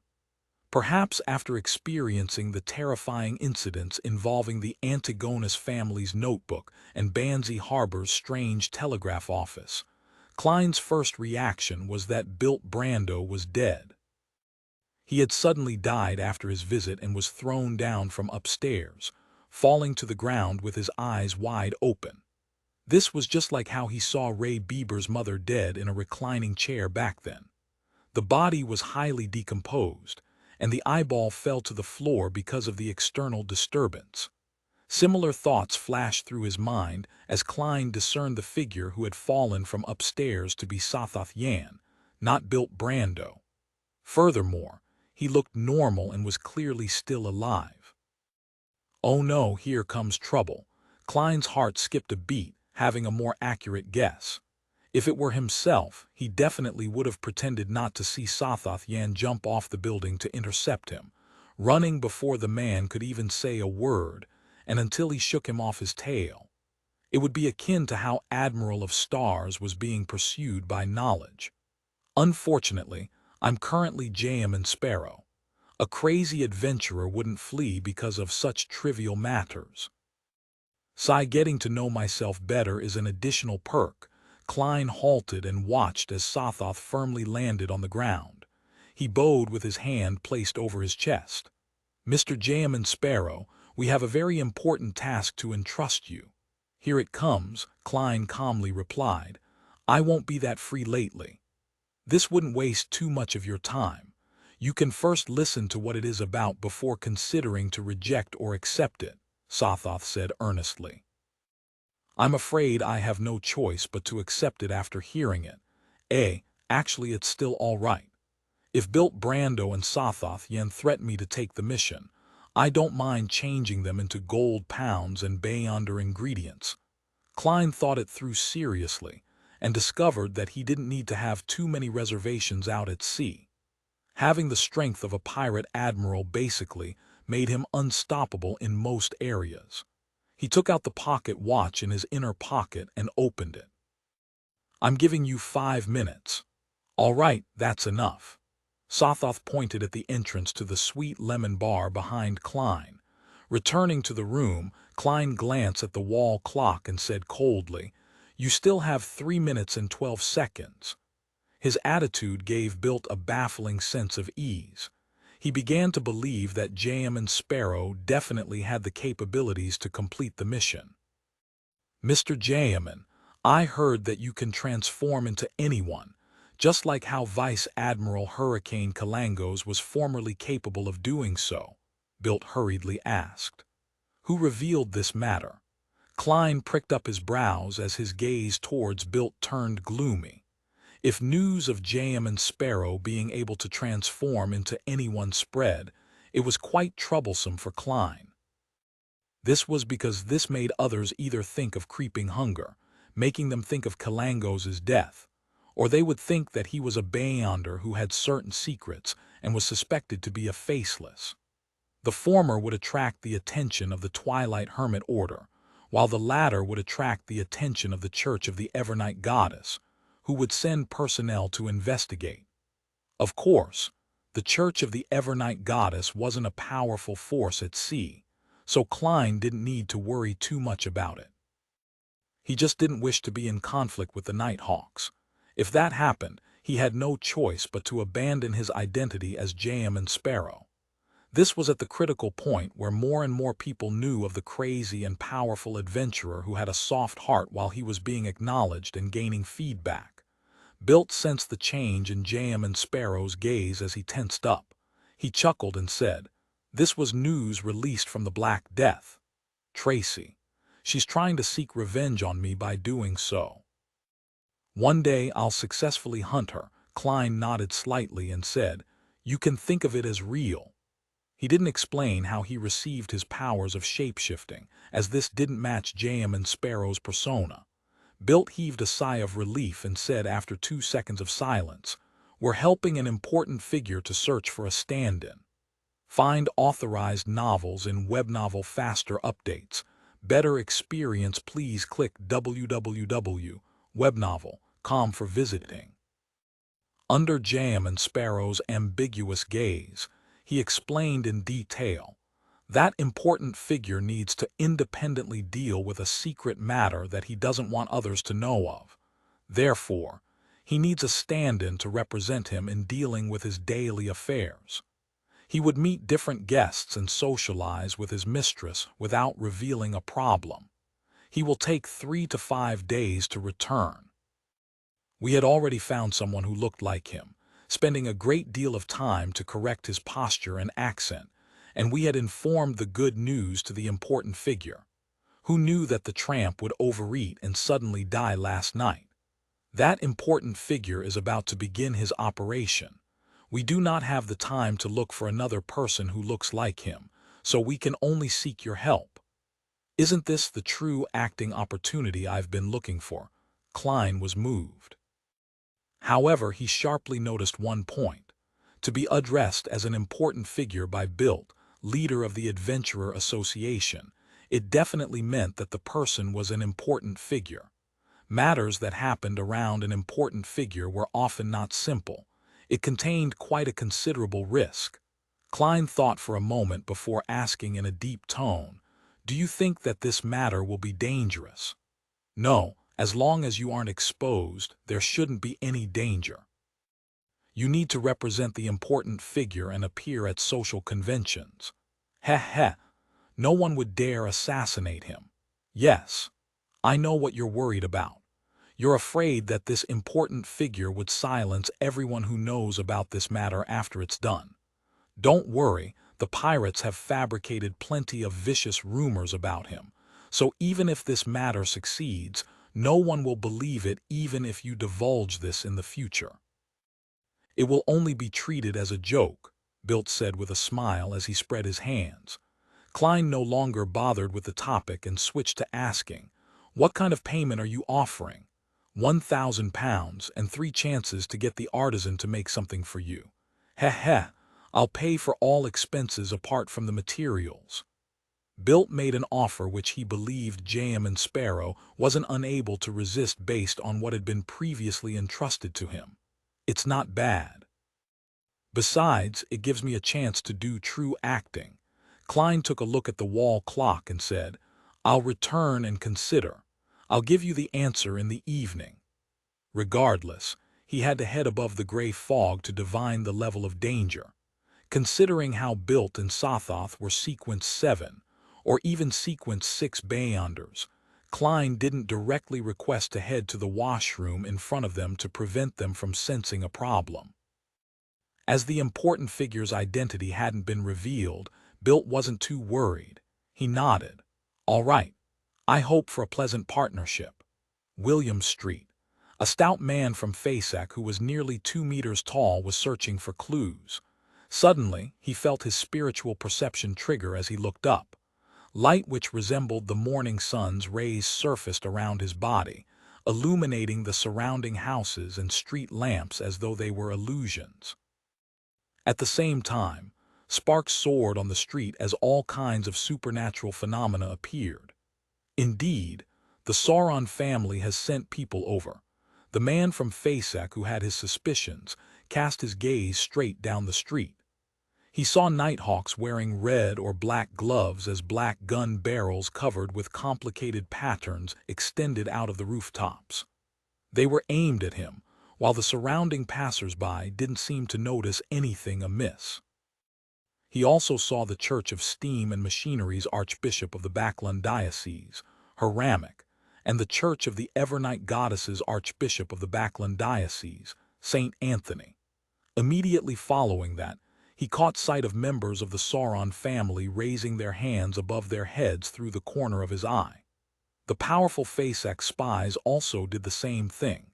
They had decisively chosen to surrender. Resistance only spelled certain death.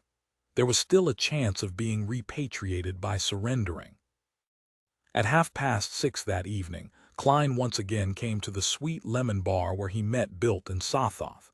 He expressionlessly said, "An advance of £500.